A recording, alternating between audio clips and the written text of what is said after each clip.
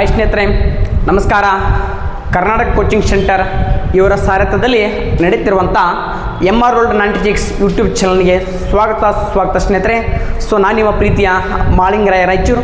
ಇವತ್ತಿನ ನಮ್ಮ ತರಗತಿ ವಿಶೇಷತೆ ಏನಪ್ಪ ಅಂತಂದರೆ ನೋಡಿ ಸ್ನೇಹಿತರೆ, ಟಾಪ್ 30 ಇತಿಹಾಸಕ್ಕೆ ಸಂಬಂಧಪಟ್ಟಿರ್ತಕ್ಕಂಥ MCQ ಪ್ರಶ್ನೆಗಳೇನಪ್ಪ ಅಂದ್ರೆ ತೆಗೆದುಕೊಂಡು ಬಂದಿದ್ದೇನೆ ಸ್ನೇಹಿತರೆ. ಇದೇನಪ್ಪ ಅಂದ್ರೆ ಇತಿಹಾಸಕ್ಕೆ ಸಂಬಂಧಪಟ್ಟಿರ್ತಕ್ಕಂಥ ಶೆಟ್ಟು 1 ಆಗಿದೆ. ಅರ್ಥ ಆಯ್ತಾ? ಸೊ ಈ ರೀತಿಯಾಗಿರ್ತಕ್ಕಂಥ ಪ್ರಶ್ನೆ ಪತ್ರಿಕೆ ಏನಪ್ಪ ಅಂದ್ರೆ ನಾವು ಆಗಾಗ ಏನಪ್ಪ ಅಂದ್ರೆ ಮಾಡ್ತಾ ಇರ್ತೇವೆ. ಸೊ ಲಾಸ್ಟ್ ಟೈಮಿಂಗ್ ಕೂಡ ಏನು ಮಾಡಿದ್ನಪ್ಪ ಅಂದ್ರೆ ಟಾಪ್ 25 ಎಕನಾಮಿಕ್ಸ್ ಕ್ವಶನ್ಗಳನ್ನು ತೆಗೆದುಕೊಂಡು ಬಂದಿದ್ದೆ. ಅರ್ಥ ಆಯ್ತಾ? ಇದೇ ರೀತಿಯಾಗಿರ್ತಕ್ಕಂಥ ಶೆಟ್ 1 ಶೆಟ್ 3 ಸಾಧ್ಯವಾದಷ್ಟು ಏನಪ್ಪ ಅಂದ್ರೆ ಒಂದೊಂದು ತರಗತಿಯನ್ನು ಮಾಡುವಂಥ ಕೆಲಸ ನಾವು ಮಾಡ್ತಾ ಇದ್ವಿ. ಇದನ್ನು ಹೆಚ್ಚು ಏನು ಮಾಡಿರಪ್ಪ ಅಂದ್ರೆ ನಿಮ್ಮ ಸ್ನೇಹಿತರಿಗೆ ಶೇರ್ ಮಾಡಿರಿ. ಅರ್ಥ ಆಯ್ತಾ? ಸೊ ಇನ್ನೊಂದು ಗೊತ್ತಿರಬೇಕು, ಇವತ್ತು ನಾವು ಏನು ಕ್ಲಾಸ್ ಸ್ಟಾರ್ಟ್ ಮಾಡ್ತೀವಲ್ಲ, ಕ್ಲಾಸ್ ಸ್ಟಾರ್ಟ್ ಮಾಡೋದಕ್ಕಿಂತ ನೀವು ಕೇಳೋದಕ್ಕಿಂತ ಮುಂಚಿತವಾಗಿ ಏನಪ್ಪ ಅಂದ್ರೆ ಒಮ್ಮೆ ಸೊ ಡಿಸ್ಕ್ರಿಪ್ಷನ್ಸ್ ಬಾಕ್ಸ್ ತೆಗೆದು ನೋಡಬೇಕು. ಇಲ್ಲಪ್ಪ ಅಂದ್ರೆ ಕಮೆಂಟ್ ಬಾಕ್ಸ್ ನೀವು ತೆಗೆದು ನೋಡಬೇಕು. ಕಮೆಂಟ್ ಬಾಕ್ಸ್ ಯಾಕೆ ತೆಗೆದು ನೋಡಬೇಕಪ್ಪ ಅಂದ್ರೆ ಏನೋ ಸಮ್ ಟೈಮ್ ಕ್ಲಾಸಲ್ಲಿ ಹೇಳೋ ಏನೋ ಸಣ್ಣ ಪುಟ್ಟ ಮಿಸ್ಟೇಕ್ಗಳು ಆದರೆ ಏನಪ್ಪ ಅಂದ್ರೆ ಅಲ್ಲಿ ಕಮೆಂಟ್ ಬಾಕ್ಸಲ್ಲಿ ಏನೋ ಕಮೆಂಟ್ ಮಾಡಿರ್ತೇನೆ. ಅರ್ಥ ಆಯ್ತಾ? ಸೊ ಲಾಸ್ಟ್ ಟೈಮ್ ಏನೋ ಬೈ ಮಿಸ್ಟೇಕಾಗಿ ಏನಪ್ಪ ಅಂದ್ರೆ ವಿಶ್ವ ಜನಸಂಖ್ಯೆ ದಿನ ಏನಪ್ಪ ಅಂದ್ರೆ ಜುಲೈ 11 ಹೋಗಿ ಜುಲೈ 1 ಅಂತ ಮಿಸ್ ಆಗಿ ಹೇಳಿದ್ದೆ. ಇನ್ನೊಂದು ಏನಪ್ಪ ಅಂತಂದರೆ ಅತಿ ಹೆಚ್ಚು ತಂಬಾಕು ಬೆಳೆಯುವ ರಾಜ್ಯ ಗುಜರಾತ್ ಅಂತ ಹೇಳಿದೆ. ಅಲ್ಲಿ ಯಾವುದು ಆಗಬೇಕಿತ್ತು? ಆಂಧ್ರ ಪ್ರದೇಶ ಆಗಬೇಕಿತ್ತು. ಈ ರೀತಿ ಇರ್ತಕ್ಕಂಥ ಸಣ್ಣ ಪುಟ್ಟ ಮಿಸ್ಟೇಕ್ಗಳು ಆದ್ರೆ ಅವುಗಳನ್ನ ಏನಪ್ಪ ಅಂದ್ರೆ ಕಮೆಂಟ್ ಬಾಕ್ಸಲ್ಲಿ ಕಮೆಂಟ್ ಮಾಡಿರ್ತೀವಿ. ಈ ಕಾರಣಕ್ಕಾಗಿ ವಿಡಿಯೋ ನೋಡೋದಕ್ಕಿಂತ ಮುಂಚಿತವಾಗಿ ಕಮೆಂಟ್ ಬಾಕ್ಸನ್ನು ನೋಡ್ಕೊಂಡು ಏನು ಮಾಡಿರಪ್ಪ ಅಂದ್ರೆ ವಿಡಿಯೋ ಸ್ಟಾರ್ಟ್ ಮಾಡಿರಿ ಅಂತೇಳಿ ನಾನು ಹೇಳ್ತೀನಿ. ಅರ್ಥ ಆಯ್ತಾ? ಎಸ್, ಹಾಗಾದ್ರೆ ಬನ್ನಿ ಸ್ನೇಹಿತರೆ, ಇದು ನಮ್ಮ ಸಂಕ್ಷಿಪ್ತವಾಗಿರ್ತಕ್ಕಂಥ ಕಿರು ಪರಿಚಯ. ಸೊ MR World 96 ಅಂತೇಳಿ ಈಗಾಗಲೇ ಟೆಲಿಗ್ರಾಮ್ ಇದೆ, MR World 96 ಅಂತೇಳಿ ಇನ್ಸ್ಟಾಗ್ರಾಮ್ ಇದೆ. ಅದೇ ರೀತಿಯಾಗಿರ್ತಕ್ಕಂಥ ಏನಪ್ಪ ಅಂದ್ರೆ ಯೂಟ್ಯೂಬ್ ಚಾನಲ್ ಕೂಡ ಇದೆ, MR World 96 ಯೂಟ್ಯೂಬ್ ಚಾನಲ್ ಆಗಿದೆ ಸ್ನೇಹಿತರೆ. ಅರ್ಥ ಆಯ್ತಾ? ಇವತ್ತು ಬಂದಿರತಕ್ಕಂಥ ಇವು ಏನಪ್ಪ ಅಂದ್ರೆ ಟಾಪ್ 30 ಕ್ವಶನ್ ಇತಿಹಾಸಕ್ಕೆ ಸಂಬಂಧಪಟ್ಟಿರ್ತಕ್ಕಂಥ ಪ್ರಶ್ನೆಗಳು ಆಗಿದ್ದಾವೆ ಸ್ನೇಹಿತರೆ. ಸೊ ಬಹಳ ಸಮಯವನ್ನು ವ್ಯರ್ಥ ಮಾಡೋದು ಬೇಡ. ಸೊ ನೇರವಾಗಿ ಏನಪ್ಪ ಅಂತಂದರೆ ನಾವು ಪ್ರಶ್ನೆಗೆ ಬರೋಣ ಸ್ನೇಹಿತರೆ. ಎಸ್, ಇಲ್ಲಿ ಮೊದಲ ಪ್ರಶ್ನೆ ಏನೈತಿಪ್ಪ ಅಂತಂದ್ರೆ ಭಾರತದ ಪ್ರಾಕ್ತನ ಇಲಾಖೆ ಸ್ಥಾಪಿಸಿದವರು ಯಾವ? ಅರ್ಥ ಆಯ್ತಾ? ನೋಡ್ರಿ, Alexander Cunningham, Lord Curzon, Sir John Marshall, Sir William Jones ಅಂತೈತಿ. ಇಲ್ಲಿ ಸರಿಯಾದ ಉತ್ತರ ಏನಪ್ಪ ಅಂತಂದ್ರೆ ಸೊ ಆಲ್ರೆಡಿ ನಿಮ್ಮ ಮನಸ್ಸಲ್ಲಿ ಅಂದ್ಕೊಳ್ತೀರಿ ಯಾವುದು ಉತ್ತರ ಅಂತ. ಎಸ್, ಇಲ್ಲಿ ಯಾವುದಪ್ಪ ಅಂತ ಅಲೆಕ್ಸಾಂಡರ್ ಕನ್ನಿಂಗ್ಹ್ಯಾಮ್ ಅಂತ. Alexander Cunningham. So very important, ಇದು ಸರಿಯಾದ ಉತ್ತರ. ಸೊ 1861 ಎಷ್ಟಾಗ 1861 ಏನು ಮಾಡ್ತಾನಪ್ಪ ಅಂದ್ರೆ ಸೊ ಭಾರತದ ಮೊದಲ ಬಾರಿಗೆ ಏನಪ್ಪ ಅಂದ್ರೆ ಪ್ರಾಕ್ತನ ಇಲಾಖೆಯನ್ನು ಸ್ಟಾರ್ಟ್ ಮಾಡ್ತಾನೆ. ಯಾರೇ? ಕನ್ನಿಂಗ್ಹ್ಯಾಮ್ ಅಂತ. ಈ ಕಾರಣಕ್ಕಾಗಿ ನಾವು ಕನ್ನಿಂಗ್ಹ್ಯಾಮನ್ನು ಏನಂತ ಕರಿತೀವಪ್ಪ ಅಂದ್ರೆ ಭಾರತೀಯ ಪುರಾತತ್ವ ಇಲಾಖೆ ಪಿತಾಮಹ ಅಂತ ಕೂಡ ಕರಿತೀವಿ ನನ್ನ. ಅರ್ಥ ಆಯ್ತಾ? ಭಾರತೀಯ ಪುರಾತತ್ವ ಇಲಾಖೆ ಪಿತಾಮಹ ಯಾರಪ್ಪ ಅಂದ್ರೆ ಭಾರತೀಯ ಪುರಾತತ್ವ ಇಲಾಖೆ ಪಿತಾಮಹ. ಭಾರತೀಯ ಪುರಾತತ್ವ ಇಲಾಖೆಯ ಪಿತಾಮಹ ಅಂತ ಕರಿತೀವಿ. ಅರ್ಥ ಆಯ್ತಾ? ಭಾರತೀಯ ಪುರಾತತ್ವ ಇಲಾಖೆ ಪಿತಾಮಹ ಅಂದರೆ ಯಾರಪ್ಪ ಅಂದ್ರೆ ಸೊ ಅಲೆಕ್ಸಾಂಡರ್ ಕನ್ನಿಂಗ್ಹ್ಯಾಮ್ ಅಂತೇಳಿ ನಾವು ನೋಡ್ತೀವಿ. ಅದೇ ರೀತಿಯಾಗಿ ನೋಡ್ರಿ, ಇಲ್ಲಿ ಮತ್ತೊಂದು ಆಪ್ಷನ್ಸ್ ಇದೆ, ಇದು ಸರಿಯಾದ ಉತ್ತರ. ಓಕೆ ಸರ್, ಲಾರ್ಡ್ ಕರ್ಜನ್ ಏನು ಮಾಡ್ತಾನೆ ಸರ? ಈ ಲಾರ್ಡ್ ಕರ್ಜನ್ ಕೂಡ ಏನು ಮಾಡ್ತಾನಪ್ಪ ಅಂತಂದ್ರೆ ಭಾರತೀಯ ಪುರಾತತ್ವ ಪ್ರದೇಶ ಅಧ್ಯಯನ ಮಾಡೋದಕ್ಕೋಸ್ಕರವಾಗಿ 1904 ಒಂದು ಕಾಯ್ದೆ ತರ್ತಾನೆ. ಇದು ಬಹಳ ಇಂಪಾರ್ಟೆಂಟು. ಕ್ವಶನ್ ಕೇಳಿದ್ದಾರೆ 1904 1904 ಒಂದು ಕಾಯ್ದೆ ತರ್ತಾನೆ ಸ್ನೇಹಿತರೆ. ಯಾವುದಪ್ಪ ಅಂತಂದ್ರೆ ಭಾರತೀಯ ಪ್ರಾಕ್ತನ ಇಲಾಖೆಗಳ ಸಂರಕ್ಷಣಾ ಕಾಯ್ದೆ ಅಥವಾ ಭಾರತೀಯ ಪುರಾತತ್ವ ಇಲಾಖೆಗಳ ಸಂರಕ್ಷಣಾ ಕಾಯ್ದೆ ಅಂತ ಇರ್ತಾನೆ. ಭಾರತೀಯ ಪುರಾತತ್ವ ಅಥವಾ ಇಲ್ಲಪ್ಪ ಅಂದ್ರೆ ಭಾರತೀಯ ಪ್ರಾಕ್ತನ ಇಲಾಖೆಗಳ ಸಂರಕ್ಷಣಾ ಕಾಯ್ದೆ ಅಂತ. ಭಾರತೀಯ ಪುರಾತತ್ವ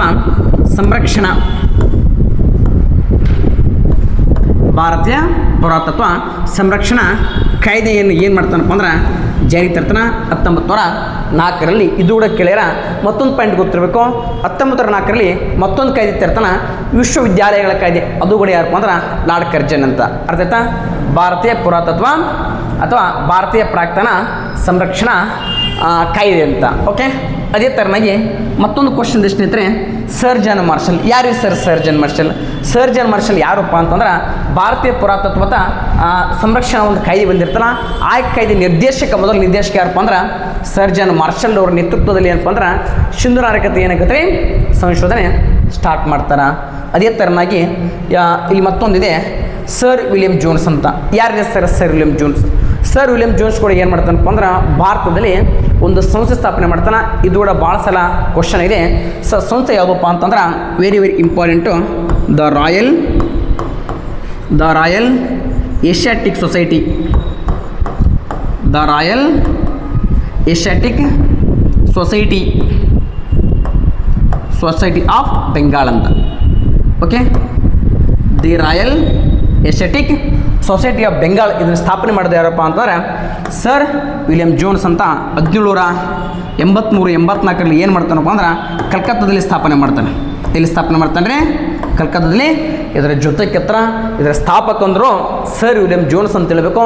ಇದರ ಮೊದಲ ನಿರ್ದೇಶಕಂದ್ರೆ ಕೂಡ ಯಾರಂತ ಹೇಳ್ಬೇಕಪ್ಪ ಅಂದ್ರೆ ಸರ್ ವಿಲಿಯಂ ಜೋನ್ಸ್ ಅಂತ. ಅರ್ಥ ಆಯ್ತಾ? ಇದರ ಮೊದಲ ನಿರ್ದೇಶಕ, ಸ್ಥಾಪನೆ ಮಾಡಿದ್ದು ಕಲ್ಕತ್ತಾದಲ್ಲಿ. ಆ ಸಂಸ್ಥೆ ಏನಪ್ಪ ಅಂದ್ರೆ the Royal Asiatic Society of Bengal. ಅದೇ ಥರನಾಗಿ ಭಾರತೀಯ ಪುರಾತತ್ವ ಇಲಾಖೆ ಸ್ಥಾಪನೆ ಮಾಡಿದ್ರು ಕನಿಂಗ್ಯಾಮ್. ಈ ಕಾರಣಕ್ಕೆ ಈ ಪುರಾತತ್ವ ಇಲಾಖೆ ಪಿತಾಮಹ ಅಂತ ಕರಿತೀವಿ. ಇನ್ನು ಲಾರ್ಡ್ ಕರ್ಜನ್ 1904 ಭಾರತೀಯ ಪುರಾತತ್ವ ಸ್ಮಾರಕಗಳ ಸಂರಕ್ಷಣಾ ಕಾಯ್ದೆ. ಭಾರತೀಯ ಪುರಾತತ್ವ ಸ್ಮಾರಕಗಳ ಸಂರಕ್ಷಣಾ ಕಾಯ್ದೆ ತರ್ತಾನೆ. ಸಂರಕ್ಷಣಾ ಭಾರತೀಯ ಪುರಾತತ್ವ ಸ್ಮಾರಕಗಳ ಸಂರಕ್ಷಣಾ ಕಾಯ್ದೆ ತಂದವರು ಇವನು. ಇಷ್ಟೇನಪ್ಪ ಅಂದ್ರೆ ಮೊದಲ ಪ್ರಶ್ನೆಗೆ ಸಂಬಂಧಪಟ್ಟಿರ್ತಕ್ಕಂಥ ವಿವರಣೆ ಹೇಗಿತ್ತು. ಇಷ್ಟೆಲ್ಲ ಇವುಗಳನ್ನ ಏನಪ್ಪ ಅಂದ್ರೆ ನೀವು ಏನು ಮಾಡಬೇಕು? ಬರ್ಕೋಬೇಕು. ಅರ್ಥ ಆಯ್ತಾ? ಎಸ್, ಹಾಗಾದ್ರೆ ನಾವು ಮುಂದಿನ ಪ್ರಶ್ನೆಗೆ ಬರೋಣ ಸ್ನೇಹಿತರೆ. 1921 ಹರಪ್ಪ ನಗರ ಸಂಶೋಧಿಸಿದವರು ಯಾರು ಅಂತ. ಓಕೆ, ಇವೆಲ್ಲ ಪ್ರಶ್ನೆಗಳು ಯಾವಪ್ಪ ಎಲ್ಲಿಂದ ತೆಗೆದುಕೊಂಡು ಬಂದಿನಪ್ಪ ಅಂದ್ರೆ ಹಿಂದೆ ನಡೀತಕ್ಕಂಥ RPF ಆಗಿರ್ಬೋದು, SSC GD ಆಗಿರ್ಬೋದು, ಅಗ್ನಿವೀರ್ ಆಗಿರ್ಬೋದು, CGL ಆಗಿರ್ಬೋದು, CHSL ಆಗಿರ್ಬೋದು, SD ಆಗಿರ್ಬೋದು, FD ಆಗಿರ್ಬೋದು, ಪೊಲೀಸ್ ಇರ್ಬೋದು, PS ಆಗಿರ್ಬೋದು, ಯಾವುದಕ್ಕೂ GK ಒಂದೇ. GK ಇತಿಹಾಸ ಒಂದೇ ಅಲ್ಲ. ಈ ಕಾರಣಕ್ಕಾಗಿ ಏನಪ್ಪ ಅಂದ್ರೆ ಎಲ್ಲ ಪರೀಕ್ಷೆಗಳಲ್ಲಿ ಬಂದಿರತಕ್ಕಂಥ ಪ್ರಶ್ನೆ ತೆಗೆದುಕೊಂಡು ಬಂದು ಇವತ್ತೇನಪ್ಪ ಅಂದ್ರೆ ನಿಮ್ಮ ಮುಂದೆ ಕ್ಲಾಸ್ ಮಾಡ್ತಾ ಇದ್ದೀನಿ. ಇಷ್ಟನ್ನು ನೀವು ಮಾಡ್ಕೊಂತ ಹೋದ್ರೆ ಖಂಡಿತವಾಗಿ ಏನಪ್ಪ ಅಂದ್ರೆ ಮುಂಬರುವಂಥ ಎಕ್ಸಾಮಲ್ಲಿ ಇತಿಹಾಸವನ್ನು ಏನು ಮಾಡ್ತಾರೆ, ಹೆಚ್ಚು ಅಂಕಗಳನ್ನ ಪಡೆಯುವಲ್ಲಿ ಯಶಸ್ವಿ ಆಗ್ತೀರಿ ಅಂತೇಳಿ ಹೇಳ್ತೀನಿ. ಓಕೆ ಸರ್, 1921 ಹರಪ್ಪ ನಗರ ಸಂಶೋಧನೆ ಮಾಡಿದವರು ಯಾರಪ್ಪ ಅಂದ್ರೆ Dayaram Sahni, RD Banerjee, SR Rao, NG Majumdar ಅಂತ. ಮುಜುಮ್ದಾರ್ ಅಂತ ನೋಡ್ತೀವಿ. ಇಲ್ಲಿ ಸರಿಯಾದ ಉತ್ತರ ಏನಪ್ಪ ಅಂದ್ರೆ ಆಲ್ರೆಡಿ ನಿಮ್ಮ ಮನಸ್ಸಲ್ಲಿ ನೀವು ಅಂದ್ಕೊಂಡು ಬಿಟ್ಟಿರ್ತಾರೆ. Harappa Harappa HD, Harappa HD, D ಅಂದ್ರೆ ದಯಾರಾಮ್ ಸಾಹ್ನಿ ಅಂತ. ದಯಾರಾಮ್ ಸಾಹ್ನಿ ಅರ್ಥ ಆಯ್ತಾ? ಮೆಂಜೋದಾರ್ MR ಮತ್ತು ಮಾಳಿಂಗಡೆ ರಾಯಚೂರಲ್ಲ. MR ಅಂದ್ರೆ ಏನಪ್ಪ ಅಂದ್ರೆ ಮೆಂಜೋದಾರ್, RD Banerjee, HD MR Harappa, Dayaram Sahni, ಮೆಂಜೋದಾರ್, RD Banerjee. ಅಂದ್ರೆ ರಕಲ್ದಾಸ್ ಬ್ಯಾನರ್ಜಿ ಅಂತ ಕರಿತೀವಿ. ಬ್ಯಾನರ್ಜಿ. ಓಕೆ, 21 ಏನು ಮಾಡ್ತಾರಪ್ಪ ಅಂದ್ರೆ ಸಂಶೋಧನೆ ಮಾಡ್ತಾರೆ. ಇಲ್ಲಿ ಬಂದರೆ ಇಲ್ಲಿ ಪ್ರಮುಖವಾಗಿರ್ತಕ್ಕಂಥ ನಗರಗಳು ಮತ್ತು ಅವುಗಳನ್ನು ಸಂಶೋಧನೆ ಮಾಡಿದ್ರು ಯಾರು ಅಂತೈತಿ ಒಂದು ಚೂರು ಏನಪ್ಪ ಅಂದ್ರೆ ನಾವು ನೋಡಿಕೊಂಡು ಬಂದುಬಿಡೋಣ. ವೆರಿ ಇಂಪಾರ್ಟೆಂಟು ಹರಪ್ಪ ಅಂತ ನೋಡ್ತೀವಿ. ಬೇರೆ ಹರಪ್ಪ ಫಸ್ಟ್ ಏನಪ್ಪ ಅಂದ್ರೆ ಇದು ಯಾವ ದೇಶದಲ್ಲಿ ಕಂಡು ಬರ್ತದ? ಓಕೆ ನೋಡಿರಿ, ಹರಪ್ಪ ಇದೇನಪ್ಪ ಅಂದ್ರೆ ಪಾಕಿಸ್ತಾನದಲ್ಲಿ ಕಂಡು ಬರ್ತಾ. ಎಲ್ಲಿ ಕಂಡು ಬರ್ತಾ? ಎಲ್ಲಿ ಕಂಡು ಬರ್ತಾ ಅಂತ ಆಮೇಲೆ ನೋಡಮ್ಮ. ಹರಪ್ಪ ನಗರ ಸಂಶೋಧನೆ ಮಾಡಿದ್ರು ಯಾರು ಸರ್? ಈಗ ತಾನು ಹೇಳಿದೆ ಹರಪ್ಪ. ಹೆಂಗೆ ನೆನಪಿಡ್ಬೇಕು? HD ಅಂತ. D ಅಂದ್ರೆ ಏನು? ದಯಾರಾಮ್ ಸಾಹ್ನಿ ಅಂತ. ಓಕೆ, ದಯಾರಾಮ್ ಸಾಹ್ನಿ ಹರಪ್ಪ ನಗರನ ಸಂಶೋಧನೆ ಮಾಡ್ತಾರೆ. ಸರ್ ಮೆಂಜೋದಾರ್ ಈಗ ತಾನು ಹೇಳಿದೆ MR RD ಬ್ಯಾನರ್ಜಿ ಅಂತ. RD ಬ್ಯಾನರ್ಜಿ, ರಕಲ್ದಾಸ್ ಬ್ಯಾನರ್ಜಿ ಅಂತ. ಚಾನೋದಾರ್ NG ಮುಜುಮ್ದಾರ್, ಧಾರ್ ಚಾನೋದಾರ್ ಮುಜುಮ್ದಾರ್. ಓಕೆ, NG ಮುಜುಮ್ದಾರ್ ಅಂತ. ಓಕೆ, NG ಮುಜುಮ್ದಾರ್, ದಾರ್ ಚಾನೋದಾರ್ ಮುಜುಮ್ದಾರ್. Ropar very important. ರೂಪಾರ್ ಸಂಶೋಧನೆ ಮಾಡಿದ್ರು YD ಶರ್ಮಾ ಅಂತ. YD ಶರ್ಮಾ. ಲೋತಾಲ್ SR ರಾವ್ ಅಂತ. ನಮ್ಮ ಕನ್ನಡಿಗ SR ರಾವ್ ಅಂತ ಅಂದ್ರೆ ಶಿಕಾರಿಪುರದ ರಂಗನಾಥ್ ರಾವ್ ಅಂತ. ರಂಗಪುರ ಕೂಡ ಯಾರಪ್ಪ ಅಂದ್ರೆ ನಮ್ಮ ಕನ್ನಡಿಗ ಶಿಕಾರಿಪುರ ರಂಗನಾಥ್ ರಾವು. ಬನವಾಲಿ RS ಬಿಸ್ತ್ ಅಂತ. ಆರ್ ಎಸ್ ಬಿಸ್ತ್ ಅಂತೇಳಿ ನಾವು ನೋಡ್ತೇವೆ. ಧೋಲ್ವೀರ ಜೆ ಪಿ ಜೋಶಿ ಅಂತ, ಜೆ ಪಿ ಜೋಶಿ. ಅರ್ಥ ಆಯ್ತಾ? ಎಸ್ ನೋಡ್ರಿ ಇನ್ನೊಮ್ಮೆ ಇವೇನಪ್ಪ ಅಂದ್ರೆ ಸಿಂಧೂ ನಾಗರಿಕತೆಯ ಪ್ರಮುಖ ನಗರಗಳು ಮತ್ತು ಅವುಗಳನ್ನು ಸಂಶೋಧನೆ ಮಾಡಿದವರು ಎಸ್ ಹರಪ್ಪ, ಎಚ್ ಡಿ ಅಂತ ನೆನ್ಪಿಡ್ರಿ. ಎಚ್ ಅಂದ್ರೆ ಹರಪ್ಪ, ಡಿ ಅಂದ್ರೆ ದೈರಾಮ್ ಸಾಹನಿ ಅಂತೇಳಿ ನೋಡ್ತೀವಿ. ಆಯಿತಾ? ಎಸ್ ಅದಾದಮೇಲೆ ನೆಕ್ಸ್ಟು ಈಗೇನಪ್ಪ ಅಂತಂದ್ರೆ ಮೆಂಜೋದಾರ, ಎಮ್ ಆರ್ ಅಂತೇಳಿ ನೆನ್ಪಿಡ್ರಿ. ಎಮ್ ಅಂದ್ರೆ ಮೆಂಜೋದಾರ, ಆರ್ ಅಂದ್ರೆ ಆರ್ ಡಿ ಬ್ಯಾನರ್ಜಿ. ಸೊ ಚಾನೋದಾರ್ ಸಂಶೋಧನೆ ಮಾಡಿದವರು ಎನ್ ಜಿ ಮುಜುಮ್ದಾರ್. ಹೆಂಗೆ ನೆನ್ಪಿಡಬೇಕು? ದಾರ್ ಚಾನೋದಾರ್ ಮುಜುಮ್ದಾರ್. ಓಕೆ. ಇನ್ನು ಬರೀ ರೂಪಾರ್ ವೈ ಡಿ ಶರ್ಮಾ ಸಂಶೋಧನೆ ಮಾಡ್ತಾರೆ. ಲೋತಾಲ್ ಮತ್ತು ರಂಗ್ಪುರನ್ನು ನಮ್ಮ ಕನ್ನಡಿಗ ಎಸ್ ಆರ್ ರಾವ್ ಸಂಶೋಧನೆ ಮಾಡ್ತಾನೆ. ಬನ್ವಾಲಿ ಬಿಸ್ತ್ ಬನ್ವಾಲಿ ಆರ್ ಎಸ್ ಬಿಸ್ತ್ ಅಂತ. ಧೋಲ್ವೀರ ಜೆ ಪಿ ಜೋಶಿ ಅಂತ, ಜೆ ಪಿ ಜೋಶಿ ಅಂತೇಳಿ ನಾವು ಏನು ಮಾಡ್ತೀವಪ್ಪ ಅಂದ್ರೆ ನೋಡ್ತೀವಿ. ಅರ್ಥ ಆಯ್ತಾ? ಇನ್ನೊಂದು ಪಾಯಿಂಟ್ ಇಲ್ಲಿ ಗೊತ್ತಿರಬೇಕು. ಹರಪ್ಪವನ್ನ ಏನಪ್ಪ ಅಂದ್ರೆ 1921 ಸಂಶೋಧನೆ ಮಾಡ್ತಾನೆ. ಮೆಂಜೋದಾರನ ಏನಪ್ಪ ಅಂದ್ರೆ 1927 ಸಂಶೋಧನೆ ಮಾಡ್ತಾರೆ. ಸೊ ಚಾನೋದಾರನ 1931 ಸಂಶೋಧನೆ ಮಾಡ್ತಾರೆ. ರೂಪಾರನ್ನು 1953 ಸಂಶೋಧನೆ ಮಾಡ್ತಾರೆ. ಇನ್ನು ಲೋತಾಲನ್ನು 1957 ಸಂಶೋಧನೆ ಮಾಡ್ತಾರೆ. ಇನ್ನು ಧೋಲ್ವೀರನ್ನು 1991 ಸಂಶೋಧನೆ ಮಾಡ್ತಾರೆ. ಇನ್ನು ರಂಗ್ಪುರನ್ನು 1971 ಸಂಶೋಧನೆ ಮಾಡ್ತಾರೆ. ಇನ್ನು ಬನ್ವಾಲಿಯನ್ನು 1954 ಏನಪ್ಪ ಅಂದ್ರೆ ಸಂಶೋಧನೆ ಮಾಡ್ತಾರೆ. ಅರ್ಥ ಆಯ್ತಾ? ಎಸ್. ಇನ್ನು ಮುಂದಿನ ಪ್ರಶ್ನೆಗೆ ಬರೋಣ ಸ್ನೇಹಿತರೆ. ಮೆಂಜೋದಾರ್ ಯಾವ ನದಿ ತೀರದಲ್ಲಿ ಐತಿ ಅಂತೇಳಿ ಕ್ವಶನ್ ಆಗಿದೆ. ನೋಡಿ ಸ್ನೇಹಿತರೆ, ಸಿಂಧೂ ನದಿಯ ಬಲದಂಡೆ, ಸಿಂಧೂ ನದಿಯ ಎಡದಂಡೆ, ರಾವಿ ನದಿ ಮತ್ತೊಂದು ಏನಪ್ಪ ಅಂದ್ರೆ ಸಟ್ಲೇಜ್ ನದಿ ಅಂತ. ಯಾವುದ್ರೆ? ಚೆನಾಬ್ ನದಿ. ಮತ್ತೊಂದು ಆಪ್ಷನ್ಸ್ ಏನಪ್ಪ ಅಂದರೆ ಚೆನಾಬ್ ನದಿ. ಸೊ ಇಲ್ಲಿ ಏನಪ್ಪ ಅಂದ್ರೆ ಸರಿಯಾದ ಉತ್ತರ ಮೆಂಜೋದಾರ್ ಕಂಡು ಬರೋದು ಎಲ್ಲಿಪ್ಪ ಅಂದ್ರೆ ಸಿಂಧೂ ನದಿಯ ಬಲದಂಡೆಯಲ್ಲಿ. ಏನಪ್ಪ ಅಂದ್ರೆ ಕಂಡು ಬರ್ತದೆ. ಎಸ್. ಹಾಗಾದ್ರೆ ಇಲ್ಲಿ ಒಂದಿಷ್ಟು ಏನಪ್ಪ ಅಂದ್ರೆ ನಗರಗಳನ್ನು ತೆಗೆದುಕೊಂಡು ಬಂದಿದ್ದೇನೆ. ಸಿಂಧೂ ನಾಗರಿಕತೆ ಪ್ರಮುಖವಾಗಿರ್ತಕ್ಕಂಥ ನಗರಗಳು ಮತ್ತು ಯಾವ ನದಿ ತೀರದಲ್ಲಿದ್ದಾವೆ ಅಂತೇಳಿ ನಾವು ನೋಡ್ತೀವಿ. ಅರ್ಥ ಆಯ್ತಾ? ಹರಪ್ಪ, ಮೆಂಜೋದಾರ್, ಚಾನೋದಾರ್, ರೂಪಾರ್, ಲೋತಾಲ್, ರಂಗ್ಪುರ್, ಬನ್ವಾಲಿ, ಧೋಲ್ವೀರ. ಎಸ್. ಹಾಗಾದ್ರೆ ಪಟ ಬನ್ನಿ ಸ್ನೇಹಿತರೆ. ಹರಪ್ಪ ಏನಪ್ಪ ಅಂತಂದ್ರೆ ರಾವಿ ನದಿ ಅಂತ. ನದಿ ಹರಪ್ಪ ಕಂಡು ಬರೋದು ರಾವಿ ನದಿ. ಸರ್ ಎಡಕ್ಕೋ ಬಲಕ್ಕೋ ಅಂದ್ರೆ ಎಡದಂಡೆ. ಯಾವ ದಂಡೆ? ಎಡದಂಡೆ. ಮೆಂಜೋದಾರ್ ಏನ್ರಿ ಸರ? ಸಿಂಧೂ ನದಿ. ಯಾವನಿದೆ? ಎಡಕ್ಕೋ ಬಲಕ್ಕೋ ಬಲದಂಡೆ. ಸರ ಚಾನೋದಾರ್ ಇದು ಕೂಡ ಸಿಂಧೂ ನದಿ ದಡದ ಮೇಲೆ ಐತಿ. ರೂಪಾರ್ ಸಟ್ಲೇಜ್ ನದಿ. ಯಾವ ನದಿ? ರೂಪಾರ್ ಏನಪ್ಪ ಅಂದ್ರೆ ಸಟ್ಲೇಜ್ ನದಿ. ಲೋತಾಲ್ ಗೋವಾ ನದಿ. ಯಾವ ನದಿ? ಗುಜರಾತಿನ ಸಬರ್ಮತಿ ನದಿ ಉಪನದಿ ಗೋವಾ.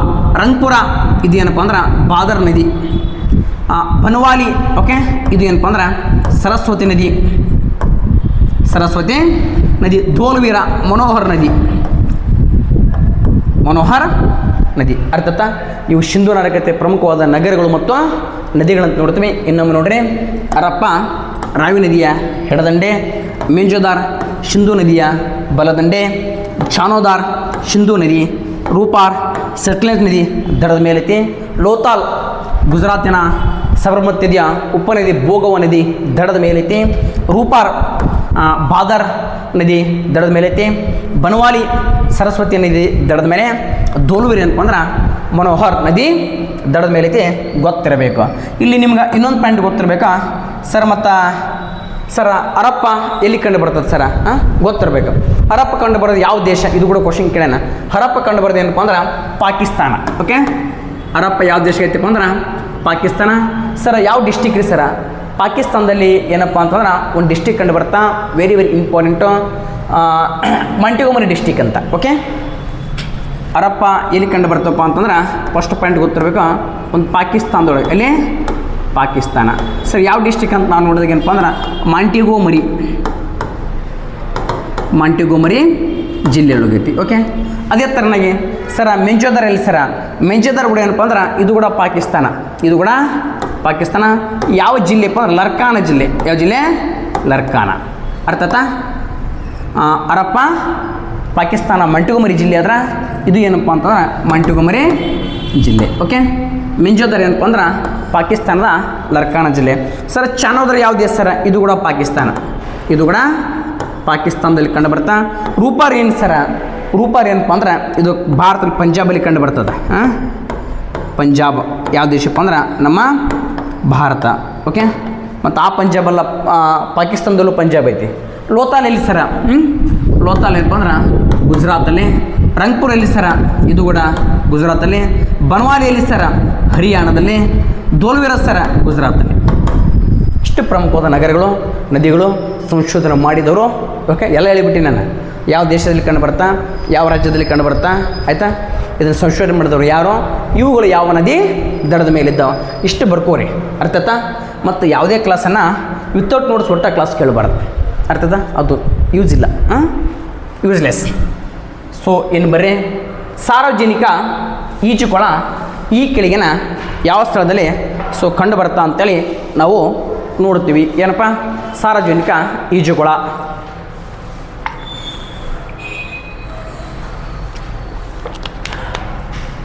ನೋಡಿರಿ, first options ಅರಪ್ಪ, ಮಿಂಜೋದಾರ್, Lothal, ಚಾನೋದರ್. Okay.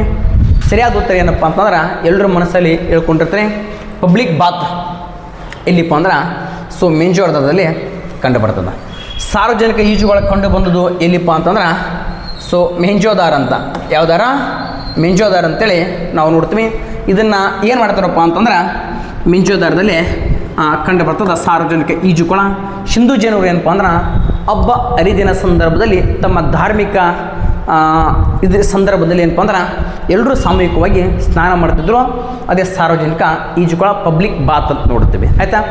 Sir ಅರಪ್ಪ ಯಾವುದು ಫೇಮಸ್ ಸರ? ಅರಪ್ಪ ಏನಪ್ಪ ಅಂದ್ರೆ ಉಗ್ರಾಣಗಳು ಕಂಡು ಬರ್ತಾವೆ. ಎಲ್ಲ ಕಡೆ ಉಗ್ರಾಣದ ಬಟ್ ಆದರೆ ಅತಿ ಹೆಚ್ಚು ಉಗ್ರಾಣ ಕಂಡು ಬರೋದಿಲ್ಲಪ್ಪ ಅಂದ್ರೆ ಹರಪ್ಪದಲ್ಲಿ. ಅರ್ಥಾತ? ಉಗ್ರಾಣಗಳು. ಓಕೆ. ಇನ್ನು ಭಾಳ ಅದ, ಮುಂದೊಂದು ಪಾಯಿಂಟ್ ಅಷ್ಟೇ. ಲೋತಾಲ್ ಏನು ರೀ ಸರ? ಲೋತಾಲ್ ಎಂಬುದು ಏನಪ್ಪ ಅಂದ್ರೆ ಹಡಗು ಕಟ್ಟೆ. ಓಕೆ. ಅದೊಂದು ಡಾಕ್ ಎರಡಾಗಿತ್ತು, ಜೊತೆಗೆ ಏನಪ್ಪ ಅಂದ್ರೆ ಬಂದೂರಾಗಿತ್ತು.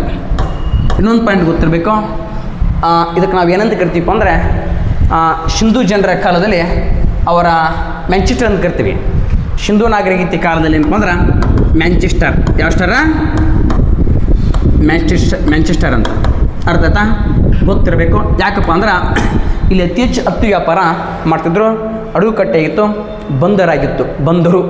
ಹಾಗಾದ್ರೆ ಸರ ಸಿಂಧೂ ಜನರಿಗೆ ಮ್ಯಾಂಚೆಸ್ಟರ್ ಹತ್ತಿ ಗೊತ್ತಿತ್ತು. ಹೌದು, ಹತ್ತಿ ಏನಪ್ಪ ಅಂದ್ರೆ ಗೊತ್ತಿತ್ತು. ಅರ್ಥ ಆಯ್ತಾ? ಜಗತ್ತಿನಲ್ಲಿ ಹತ್ತಿ ಬೆಳೆದ್ರೆ ದೇಶ ಯಾವುದಪ್ಪ ಅಂದ್ರೆ ನಮ್ಮ ಭಾರತ ಅಂತೇಳಿ ನಾವು ನೋಡ್ತೀವಿ. ಹಾಗಾದ್ರೆ ಕಮೆಂಟ್ ಬಾಕ್ಸಲ್ಲಿ ಕಮೆಂಟ್ ಮಾಡಿರಿ, ಜಗತ್ತಿನಲ್ಲಿ ಪ್ರಸ್ತುತ ಹತ್ತಿ ಬೆಳೆ ಕಾಟನ್ದಲ್ಲಿ ಯಾವ ದೇಶ ಫಸ್ಟ್ ಐತಿ ಅಂತೇಳಿ ಕಮೆಂಟ್ ಬಾಕ್ಸಲ್ಲಿ ಕಮೆಂಟ್ ಮಾಡೋದು ಯಾವತ್ತೂ ಮರಿಬೇಡ್ರಿ. ಅರ್ಥ ಆಯ್ತಾ? ಸೊ ಇಲ್ಲಿ ಬರ್ರಿ, ಇನ್ನೊಂದು ಪಾಯಿಂಟ್ ಗೊತ್ತಿರಬೇಕಾ? ಆಗ ಹತ್ತಿ ಗೊತ್ತಿತ್ತಾ ಸರ್? ಏನು ಗೊತ್ತಿರಲಿಲ್ಲ ರೀ ಸಿಂಧೂ ಜನರಿಗೆ? So very very important. Sindhu ಜನರಿಗೆ ಗೊತ್ತಿಲ್ಲದ ಸಂಗತಿಗಳು ಒಂದೇನಪ್ಪ ಅಂದ್ರೆ ಕಬ್ಬಿಣ ಗೊತ್ತಿರಲಿಲ್ಲ. ಏನು ಗೊತ್ತಿಲ್ಲ? ಕಬ್ಬಿಣ ಗೊತ್ತಿಲ್ಲ, ಕಬ್ಬು ಗೊತ್ತಿಲ್ಲ, ಕಬ್ಬು ಗೊತ್ತಿಲ್ಲ. ಮತ್ತೊಂದು ಏನಪ್ಪ ಅಂದ್ರೆ ಕುದುರೆ ಗೊತ್ತಿಲ್ಲ. 3 ಪಾಯಿಂಟ್ ಗೊತ್ತಿರಬೇಕು. ಓಕೆ. ಸಿಂಧೂ ಜನರಿಗೆ ಕಬ್ಬಿಣ ಗೊತ್ತಿರಲಿಲ್ಲ, ಕಬ್ಬು ಗೊತ್ತಿರಲಿಲ್ಲ ಮತ್ತು ಕುದುರೆ ಏನಪ್ಪ ಅಂದ್ರೆ ಗೊತ್ತಿರಲಿಲ್ಲ. ಸೊ ಯಾರಿಗೆ ಹಿಡಿದು? ಸಿಂಧೂ ಜನರಿಗೆ. ಅರ್ಥ ಗೊತ್ತಿಲ್ಲದ ಸಂಗತಿಗಳು ಯಾವಪ್ಪ ಅಂದ್ರೆ ಕಬ್ಬಿಣ, ಕಬ್ಬು, ಕುದುರೆ. ಓಕೆ. ಇಷ್ಟು ಗೊತ್ತಿರಬೇಕು. ಇನ್ನು ಚಾನೋದರ್ ಅಂತ ನೋಡ್ತೀವಿ. ಇದು ಏನಪ್ಪ ಅಂದ್ರೆ ಇದು ಕೂಡ ಒಂದು ನಗರ, ಪಾಕಿಸ್ತಾನದಲ್ಲಿ ಪ್ರಸ್ತುತ ಕಂಡು ಬರ್ತಾ. ಇದು ಕೋಟೆಗಳದ ಏಕೈಕ ನಗರ. ಸಿಂಧೂ ನಾಗರಿಕತೆ ಅಂದ್ರೆ ಪ್ರತಿಯೊಂದು ನಗರದಲ್ಲಿ ಕೋಟೆ ಅದಾವ, ಬಟ್ ಕೋಟೆ ಇಲ್ಲದ ಏಕೈಕ ನಗರ ಯಾವ ನಗರದಲ್ಲಿ ಕೋಟೆ ಇಲ್ಲಪ್ಪ ಅಂತಂದ್ರೆ ಕೋಟೆ ಇಲ್ಲದ ಏಕೈಕ ನಗರ. ಓಕೆ. ಕೋಟೆ ಇಲ್ಲದ ಏಕೈಕ ನಗರ ಯಾವುದಪ್ಪ ಅಂದ್ರೆ ಪಾಕಿಸ್ತಾನದಲ್ಲಿ ಏಕೈಕ ನಗರ. ಓಕೆ. ಅದೇ ಯಾವುದಪ್ಪ ಅಂದರೆ ಚಾನೋದರ್ ಅಂತೇಳಿ ಸೊ ನಾವು ಏನು ಮಾಡ್ತೀವಿ ರೀ ನೋಡ್ತೀವಿ. ಓಕೆ. ಇನ್ನು ನೆಕ್ಸ್ಟ್ ಬನ್ನಿ ಸ್ನೇಹಿತರೆ, ಸಿಂಧೂ ನಾಗರಿಕತೆಯ ಅತ್ಯಂತ ಮುಖ್ಯ ಲಕ್ಷಣ ಯಾವುದು? ನಗರ ಯೋಜನೆ, ಒಳಚರಂಡಿ ಸಿಸ್ಟಮ್, ಸುಟ್ಟ ಇಟ್ಟಿಗೆ ಮತ್ತು ಮುದ್ರೆಗಳು, ಮೇಲಿನ ಎಲ್ಲವೂ ಸರಿ. ವೆರಿ ವೆರಿ ಇಂಪಾರ್ಟೆಂಟ್ ಸ್ನೇಹಿತರೆ, 100% ಕ್ವಶನ್ ಆಗ್ತದೆ. ಮೇಲಿನ ಎಲ್ಲವೂ ಸರಿ. ಓಕೆ. ಬೇರೆ ಕಡೆ ಒಂದೊಂದು ಕಡೆನ ಭಾಳ 3 ಅತ್ಯುತ್ತಮ ಲಕ್ಷಣಗಳು. ನಗರಗಳು ಅತ್ಯಂತ ವಿಸ್ತಾರವಾಗಿದ್ದವು. ಇವತ್ತು ನ್ಯಾಷನಲ್ ಹೈವೇದವರು ಆ ಮೊದಲೇ ಏನಪ್ಪ ಅಂದ್ರೆ ಅಲ್ಲಿರ್ತಕ್ಕಂಥ ರಸ್ತೆಗಳಿದ್ವು. ನಗರಗಳೇನಪ್ಪ ಅಂದ್ರೆ ಪ್ಲ್ಯಾನಿಂಗ್ ಸಿಟಿ ಮೇಲೆ ಕಟ್ತಿದ್ರು. ಇವತ್ತು ನಾವೇ ಪ್ಲ್ಯಾನಿಂಗ್ ಸಿಟಿ ಮೇಲೆ ಕಟ್ತೀವಿ. ನಮ್ಗಿಂತ ಪ್ಲ್ಯಾನಿಂಗ್ ಏನಪ್ಪ ಅಂದ್ರೆ ಅವರ ಕಾಲದಲ್ಲಿ ನಗರಗಳಿತ್ತು. ಇದು ವೆರಿ ಇಂಪಾರ್ಟೆಂಟು. ಅತ್ಯಂತ ಮುಖ್ಯ ಲಕ್ಷಣ ಯಾವುದಪ್ಪ ಅಂದ್ರೆ ನಗರ ಯೋಜನೆ. ಅದು ಬಿಟ್ಟು ಯಾವುದಪ್ಪ ಅಂದರೆ ಒಳಚರಂಡಿ ವ್ಯವಸ್ಥೆ. ಒಳಚರಂಡಿ ವ್ಯವಸ್ಥೆ ಅಂತೇಳಿ ಸೊ ನಾವು ಏನು ಮಾಡ್ತೀವಿ ನೋಡ್ತೀವಿ, ಪ್ರತಿಯೊಂದು ನಗರದಲ್ಲಿ ಒಳಚರಂಡಿಗಳು ಇದ್ವು. ಸುಟ್ಟ ಇಟ್ಟಿಗೆ ಭಾಳ ಇಂಪಾರ್ಟೆಂಟ್. ಸುಟ್ಟ ಇಟ್ಟಿಗಳು. ಮತ್ತೊಂದು ಏನಪ್ಪ ಅಂದ್ರೆ ಮುದ್ರೆಗಳು, ಶೀಲ್ ಅಂತ ಕರಿತೀವಿ. ಶೀಲ್ ಏನು ಸರ್ ಮುದ್ರೆಗಳು? ಓಕೆ ಸರ್, ಮುದ್ರೆಗಳು ಅಂದ್ರೆ ಏನಪ್ಪ ಅಂದ್ರೆ ಇವತ್ತು ನಾವು ಸಿಂಧು ನಾಗರಿಕತೆ ಬಗ್ಗೆ ಅಧ್ಯಯನ ಮಾಡೋಕೆ ಅತ್ಯಂತ ಮೂಲ ಆಕಾರ ನಮಗೆ ಏನಪ್ಪ ಅಂದ್ರೆ ಮುದ್ರೆಗಳು. ಯಾಕಂದ್ರೆ ಸಿಂಧು ಜನರು ಹೆಂಗಿದ್ರು ಅಂತೇಳಿ ಎಲ್ಲೂ ಯಾರೂ ಬರೆದಿಟ್ಟಿಲ್ಲ, ಯಾವ ಫೋಟೋ ಇಲ್ಲ, ವಿಡಿಯೋ ಇಲ್ಲ, ಯಾರೂ ನೋಡಿಲ್ಲ. ಎಷ್ಟು ಬರೀ ಇಮ್ಯಾಜಿನೇಷನ್ ಮಾಡ್ಕೊಳ್ಳೋದು ಎಲ್ಲಿಪ್ಪ ಅಂದ್ರೆ ಮುದ್ರೆಗಳ ಮೇಲೆ. ಅಲ್ಲಿರ್ತಕ್ಕಂಥ ಶೀಲ್ ಮುದ್ರೆಗಳನ್ನು ನೋಡ್ಕೊಂಡು ಏನಪ್ಪ ಅಂದ್ರೆ ಓಹೋ ಹಿಂಗಿತ್ತು ಅಂತೇಳಿ ನಾವು ಊಹೆ ಮಾಡಿಕೊಳ್ಳಬಹುದು. ಈ ಕಾರಣಕ್ಕಾಗಿ ಸೊ ಮೇಲಿಂದೆಲ್ಲವೂ ಸರಿಯಾದ ಉತ್ತರ ಅಂತೇಳಿ ನೋಡ್ತೀವಿ. ಅರ್ಥ ಆಯ್ತಾ? ಎಸ್. ಬನ್ರಿ ಇಲ್ಲಿ ಒಂದಿಷ್ಟು ಏನಪ್ಪ ಅಂದ್ರೆ ಕ್ವಶನ್ ಅದಾವ ನೋಡಿ ಸ್ನೇಹಿತರೆ. ಏನಪ್ಪ ಅಂದ್ರೆ ಸಿಂಧು ನಾಗರಿಕತೆ ಸಂಶೋಧನೆ ಮಾಡಿದ ಮೊದಲ ನಗರ ಯಾವುದು? ಓಕೆ ಎಸ್, ಇದರಲ್ಲಿ ಮೊದಲ ನಗರ ಯಾವುದಪ್ಪ ಅಂತಂದ್ರೆ ನೋಡ್ತೀವಿ ಸ್ನೇಹಿತರೆ, ವೆರಿ ಇಂಪಾರ್ಟೆಂಟ್, ಹರಪ್ಪ ಅಂತ. ಮೊದಲ ನಗರ ಅಂದರೆ ಹರಪ್ಪ ಅಂತ ನೋಡ್ತೀವಿ. ಇದು ಯಾವ ದೇಶದಲ್ಲಿ ಕಂಡು ಬರ್ತಾ? ಪಾಕಿಸ್ತಾನದಲ್ಲಿ 1921 ಸಂಶೋಧನೆ ಮಾಡ್ತಾರೆ. ಸರ್ ಯಾರು ಮಾಡ್ತಾರ? ದಯಾರಾಮ್ ಸಹನಿ ಮಾಡ್ತಾನೆ. ದಯಾರಾಮ್ ಸಹನಿ ಮಾಡ್ತಾನೆ. ಓಕೆ, ಪಾಕಿಸ್ತಾನದಲ್ಲಿ ಯಾವ ಡಿಸ್ಟಿಕಲ್ಲಿ ಐತಪ್ಪ ಅಂದ್ರೆ ಮಾಂಟಿಗೋಮರಿ ಡಿಸ್ಟಿಕ್. ಈಗ ತಾನು ಹೇಳಿದೆ ಮಾಂಟಿಗೋಮರಿ ಡಿಸ್ಟಿಕ್ ಅಂತ. ಯಾವ ನದಿ ತೀರಕ್ಕೆ ಐತಿಪ್ಪ ಅಂದ್ರೆ ರಾವಿ ನದಿಯ ಎಡದಂಡಿಯಲ್ಲಿ ಕಂಡು ಬರ್ತದೆ. ಆಯಿತಾ? ಇನ್ನು ನೆಕ್ಸ್ಟ್ ಬನ್ನಿ ಸ್ನೇಹಿತರೆ, ಭಾಳ ಇಂಪಾರ್ಟೆಂಟು. ಸೊ ಮೆಂಜೋದಾರ್ ಅಂತ. ಯಾವ್ದಾರ ಮೆಂಜೋದಾರ್ ಅಂತೇಳಿ ನಾವು ನೋಡ್ತೀವಿ. ಎಲ್ಲಿ ಕಂಡು ಬರ್ತಪ್ಪ ಅಂದ್ರೆ ಮೆಂಜೋದಾರ್ ಎಂದರೆ ಎಲ್ಲೇ ಪಾಕಿಸ್ತಾನದ ಲರ್ಕಾನ ಜಿಲ್ಲೆಯಲ್ಲಿ ಕಂಡು ಬರ್ತಾ. ಸೊ ಇದನ್ನೇನಪ್ಪ ಅಂದ್ರೆ 1927ರಲ್ಲಿ 1927ರಲ್ಲಿ ಅಂದ್ರೆ ಯಾರು ಸಂಶೋಧನೆ ಮಾಡ್ತಾರೆ? ಆರ್ ಡಿ ಬ್ಯಾನರ್ಜಿ ಏನು ಮಾಡ್ತಾನಪ್ಪ ಅಂದ್ರೆ ಸಂಶೋಧನೆ ಮಾಡ್ತಾನೆ. ಇದು ಎಲ್ಲಿ ಕಂಡು ಬರ್ತಾಯ್ತಾ? ಯಾವ ನದಿ ದಡದ ಮೇಲೆ ಇದ್ದೀಪ್ಪ ಅಂತಂದ್ರೆ ಸಿಂಧೂ ನದಿಯ ಬಲದಂಡೆ. ಸಿಂಧೂ ನದಿಯ ಬಲದಂಡೆ. ಎಸ್, ಇನ್ನೊಂದು ಗೊತ್ತಿರೋ ಬಹಳ ಇಂಪಾರ್ಟೆಂಟು, ಮೆಂಜುದಾರ್ ಎಂದರೆ ಏನಪ್ಪ ಅಂತಂದ್ರೆ ಸೊ ಮಡಿದವರ ದಿಬ್ಬ ಎಂದರ್ಥ. ಮಡಿದವರ ದಿಬ್ಬ ಅಥವಾ ಸತ್ತವರ ದಿಬ್ಬ ಅಂತೇಳಿ ನಾವು ಏನು ಮಾಡ್ತೀವಿ ಅಂದ್ರೆ ನೋಡ್ತೀವಿ. ಮೆಂಜುದಾರ್ ಎಂದರೆ ಸಿಂಧ್ ಭಾಷೆಯಲ್ಲಿ ಮಡಿದವರ ಅಥವಾ ಸದ್ದವರ ದಿಬ್ಬ. ಸರ್ ಲೋತಾಲ್ ಅಂದ್ರೇನು? ಗುಜರಾತಿ ಭಾಷೆಯಲ್ಲಿ ಅದು ಮಡಿದವರ ದಿಬ್ಬ. ಲೋತಾಲ್ ಅಂದ್ರೆ ಮಡಿದವರ ದಿಬ್ಬ. ಯಾವ ಭಾಷೆ? ಗುಜರಾತಿ ಭಾಷೆ ಅದ. ಇದು ಸಿಂಧ್ ಭಾಷೆಯಲ್ಲಿ ಮೆಂಜೋದಾರ್ ಅಂದರೆ ಮಡಿದವರ ದಿಬ್ಬ. ಇಲ್ಲಿ ಒಂದು ಸಾರ್ವಜನಿಕ ಈಜುಕೊಳ ಕಂಡು ಬಂದೈತಿ, ಎಲ್ಲರೂ ಗೊತ್ತಿರೋಂಥ ವಿಚಾರ. ಸರ್ ಕೋಟೆಗಳದ್ದು ಏಕೈಕ ನಗರ ಯಾವುದ್ರಿ ಸರ? ಭಾಳ ಇಂಪಾರ್ಟೆಂಟು. ಕೋಟೆಗಳದ್ದು ಏಕೈಕ ನಗರ ಯಾವುದಪ್ಪ ಅಂತಂದ್ರೆ ಆಗ್ತಾನೆ ನಾವು ನೋಡಿದ್ವಿ. ಸೊ ಚಾನೋದಾರ್ ಅಂತ. ಯಾವ್ದಾರ? ಚಾನೋದಾರೋ. ಓಕೆ, ಚಾನೋದಾರದಲ್ಲಿ ಏನಪ್ಪ ಅಂದ್ರೆ ಕೋಟೆ ಇಲ್ಲದ ಏಕೈಕ ನಗರ ಅಂತೇಳಿ ನೋಡ್ತೀವಿ. ಸರ್ ಸ್ವತಂತ್ರ ನಂತರ ಪತ್ತೆ ಮಾಡಿದ ಮೊದಲ ನಗರ ಯಾವು? ಹರಪ್ಪ ನಾಗರಿಕತೆಯಲ್ಲಿ ಸಂಶೋಧನೆ ಮಾಡಿದ ಮೊದಲ ನಗರ ಅಂತಂದ್ರೆ ಹರಪ್ಪ ಅಂದ್ವಿ. ಈ ಕಾರಣಕ್ಕಾಗಿ ಸಿಂಧು ನಾಗರಿಕತೆಗೆ ಹರಪ್ಪ ನಾಗರಿಕತೆ ಅಂತ ಯಾಕೆ ಕರಿತೀವಪ್ಪ ಅಂತಂದ್ರೆ ಈ ನಾಗರಿಕತೆಯಲ್ಲಿ ಸಂಶೋಧನೆ ಮಾಡಿದ ಮೊಟ್ಟ ಮೊದಲ ನಗರ ಅದು ಹರಪ್ಪ. ಅದಕ್ಕೆ ಹರಪ್ಪ ನಾಗರಿಕತೆ ಎಂದು ಕೂಡ ಕರಿತೀವಿ. ಅರ್ಥ ಆಯ್ತಾ? ಹೇರಲೆ ಸರ್ ಸ್ವತಂತ್ರ ಯಾವುದ್ರ ಸರ? ರೂಪಾರ್ ಅಂತ. ಪಂಜಾಬಿನ ಸೊ ನಮ್ಮ ಪಂಜಾಬಲ್ಲಿ ಕಂಡು ಬರ್ತಾ. ಸೊ ರೂಪಾರ್ ಅಂತ. ಯಾವುದ್ರೆ? ರೂಪಾರ್. ಓಕೆ, ಕ್ಲಾರಿಟಿ ಇದು ಕಾಣಲ್ಲ ಅನಿಸ್ತದ, ಇರಲಿ. ಸೊ ವೆರಿ ಇಂಪಾರ್ಟೆಂಟು ಯಾವುದಪ್ಪ ಅಂದ್ರೆ ರೂಪಾರ್ ಅಂತ. ಓಕೆ, ರೂಪಾರ್ ಎಲ್ಲಿ ಕಂಡು ಬರ್ತಾ? ಸೊ ಪಂಜಾಬಲ್ಲಿ ಏನಪ್ಪ ಅಂದ್ರೆ ಭಾರತದ ಪಂಜಾಬ್ ಇದೆ. ಪಂಜಾಬಲ್ಲಿ ಸಟ್ಲೇಜ್ ನದಿ ತೀರದಲ್ಲಿ ಏನಪ್ಪ ಅಂದ್ರೆ ಕಂಡು ಬರ್ತದ. ಸೊ ವೈ ಡಿ ಶರ್ಮಾ ಇದನ್ನು ಏನು ಮಾಡ್ತಾರ? ಸಂಶೋಧನೆ ಮಾಡ್ತಾರ. ಇದು 1953 ಏನು ಮಾಡ್ತಾರಪ್ಪ ಅಂದ್ರೆ ಸಂಶೋಧನೆ ಮಾಡ್ತಾರೆ. ಸ್ವತಂತ್ರ ಬಂದ ಮೇಲೆ ಸಂಶೋಧನೆ ಮಾಡಿದ ಮೊಟ್ಟ ಮೊದಲ ಸಿಂಧು ನಾಗರಿಕತೆ ನಗರ ಯಾವುದಪ್ಪ ಅಂತಂದರೆ ಅದು ರೂಪಾರ್ ಅಂತೇಳಿ ನಾವು ನೋಡುತ್ತೀವಿ. ಇನ್ನು ಬರೀ ಸ್ನೇಹಿತರೆ ಪ್ರಸಿದ್ಧ ಅಡಗುಕಟ್ಟೆ ಮತ್ತು ಬಂದಿರೋದು ಈಗ ತಾನು ಹೇಳಿದೆ ನಾನು, ಲೋತಾಲ್ ಅಂತ. ಆದರೆ ಲೋತಾಲ್ ಇದು ಏನಪ್ಪ ಅಂದ್ರೆ ಸೊ ಭಾರತದ ಗುಜರಾತ್ ರಾಜ್ಯದಲ್ಲಿ ಕಂಡು ಬರ್ತದೆ. ಇದು ಬಂದರಾಗಿತ್ತು, ಇದು ಹಡಗುಕಟ್ಟೆಯಾಗಿತ್ತು. ಇಲ್ಲಿ ಏನಪ್ಪ ಅಂದ್ರೆ ಚದುರಂಗದ ಆಟದ ಕುರಿತು ಮಾಹಿತಿ ಸಿಕ್ಕಿದೆ ಮತ್ತು ಅಕ್ಕಿಯ ತೌಡು ಕುರಿತು ಇಲ್ಲಿ ಕೂಡ ಮಾಹಿತಿ ಸಿಕ್ಕಿದೆ. ಓಕೆ, ಚದುರಂಗ ಚೆಸ್ ಆಡ್ತೀವಲ್ಲ, ಚೆಸ್ ಆಟ ಆಡುವಂಥದ್ದು ಎಲ್ಲಿ ಸಿಕ್ಕೈತಿಪ್ಪ ಅಂದ್ರೆ ಲೋತಾದಲ್ಲಿ. ಯಾಕೆ ಚೆಸ್ ಯಾವ ದೇಶದ ಕ್ರೀಡೆಯಪ್ಪ ಅಂದ್ರೆ ಭಾರತ ಅಂತ ನಾವು ಯಾಕೆ ಹೇಳ್ತೀವಪ್ಪ ಅಂದರೆ ಸಿಂಧು ಜನರಿಗೆ ಏನಪ್ಪ ಅಂದರೆ ಏನು ಗೊತ್ತಿತ್ತು, ಚೆಸ್ ಗೊತ್ತಿತ್ತು. ಅದು ನಮ್ಗೆ ಎಲ್ಲಿ ಸಿಗ್ತಪ್ಪ ಅಂದ್ರೆ ಲೋತಾಲ್ದಲ್ಲಿ ನಮ್ಗೆ ಸಿಗ್ತದ. ಸೊ ಯಜ್ಞಗಳು ಮತ್ತು ನೇಗಿಲಿಂದ ಉಳುಮೆ ಮಾಡಿದ ಭೂಮಿ ದೊರೆತಿರುವ ನಗರ ಯಾವುದಪ್ಪ ಅಂತಂದರೆ ಸೊ 2 ಕಂಡು ಬರ್ತವ. ಒಂದು ಏನಪ್ಪ ಅಂದ್ರೆ ಕಾಲಿಬಂಗನ್ ಅಂತ, ಕಾಲಿಬಂಗನ್. ಸೊ ಮತ್ತೊಂದು ಏನಪ್ಪ ಅಂದ್ರೆ ಬನವಾಲಿ ಅಂತ ನೋಡ್ತೇವೆ. ಯಾವುದ್ರೆ ಬನವಾಲಿ, ಅರ್ಥ ಆಯ್ತಾ? ಇನ್ನು ಬನ್ನಿ ಸ್ನೇಹಿತರೆ, ಹಾಗಾದ್ರೆ ಕಾಲಿಬಂಗನ್ ಏನಪ್ಪ ಅಂದ್ರೆ ಇದು ರಾಜಸ್ಥಾನದಲ್ಲಿ ಕಂಡು ಬರ್ತದೆ. ಕಾಲಿಬಂಗನ್ ರಾಜಸ್ಥಾನದಲ್ಲಿ ಏನಪ್ಪ ಅಂದ್ರೆ ಕಂಡು ಬರ್ತದೆ. ಬನವಾಲಿ ಏನಪ್ಪ ಅಂದ್ರೆ ಹರಿಯಾಣದಲ್ಲಿ ಕಂಡು ಬರ್ತದೆ. ಇದು ರಾಜಸ್ಥಾನ, ಇದು ಏನಪ್ಪ ಅಂದ್ರೆ ಹರಿಯಾಣ. ಓಕೆ, ಇನ್ನು ಬನ್ನಿ ಸ್ನೇಹಿತರೆ, ಸಿಂಧು ಜನರು ಪೂಜಿಸುವ ದೇವರು ಯಾವುದು? Very very important. ಏಕಕೊಂಬಿನ ಗೂಳಿ ಅಂತ ನೋಡ್ತೀವಿ. ಅಂದರೆ ಏಕಕೊಂಬಿನ ಗೂಳಿ. ಓಕೆ, ಅದು ಸರ್ ಡುಬ್ಬದ ಗೂಳಿ ಅಂತ. ಓಕೆ, ಏಕಕೊಂಬಿನ ಗೂಳಿ ಅಲ್ಲ, ಡುಬ್ಬದ ಗೂಳಿ ಭಾಳ ಇಂಪಾರ್ಟೆಂಟ್. ಓಕೆ, ಸಿಂಧು ನಾಗರಿಕತೆಯಲ್ಲಿ ಏನಪ್ಪ ಅಂತಂದ್ರೆ ಅವರು ಅತಿ ಹೆಚ್ಚು ಪೂಜೆ ಮಾಡುವಂಥ ದೇವರು ಯಾವುದಪ್ಪ ಅಂದರೆ ಡುಬ್ಬದ ಗೂಳಿ ಅಂತ. ಯಾವ ಗೂಳಿ? ಡುಬ್ಬದ ಗೂಳಿ. ಓಕೆ, ಬುಲ್ ಅಂತೇಳಿ ನೋಡ್ತೀವಿ. ಇಷ್ಟು ನಿಮ್ಗೆ ಏನಿರಬೇಕೋ ಗೊತ್ತಿರಬೇಕು. ಆರ್ಯರ ಮೂಲ ಯಾವುದು ಅಂತ. ಓಕೆ, ನೋಡಿ ಸ್ನೇಹಿತರೆ, ಇಷ್ಟು ಸಿಂಧು ನಾಗರಿಕತೆಗೆ ಸಂಬಂಧಪಟ್ಟಿರ್ತಕ್ಕಂಥ ಪ್ರಶ್ನೆ ಆಗಿತ್ತು. ಇನ್ನೂ ಹಂಗೆ ಅಧ್ಯಯನ ಮಾಡ್ಕೊಂತ ಕುಂತ್ರೆ ಇನ್ನೂ ಸಿಂಧು ನಾಗರಿಕತೆ ನಾವು ಏನಪ್ಪ ಅಂತಂದ್ರೆ ಇಲ್ಲೇ ಇರಬೇಕಾಗತ್ತೆ. ಇರಲಿ, ಆರ್ಯರ ಮೂಲ ಯಾವುದು ಸರ? ಭಾರತಕ್ಕೆ ಏನಪ್ಪ ಅಂದ್ರೆ ಆರ್ಯರು ಬರ್ತಾರಂತ.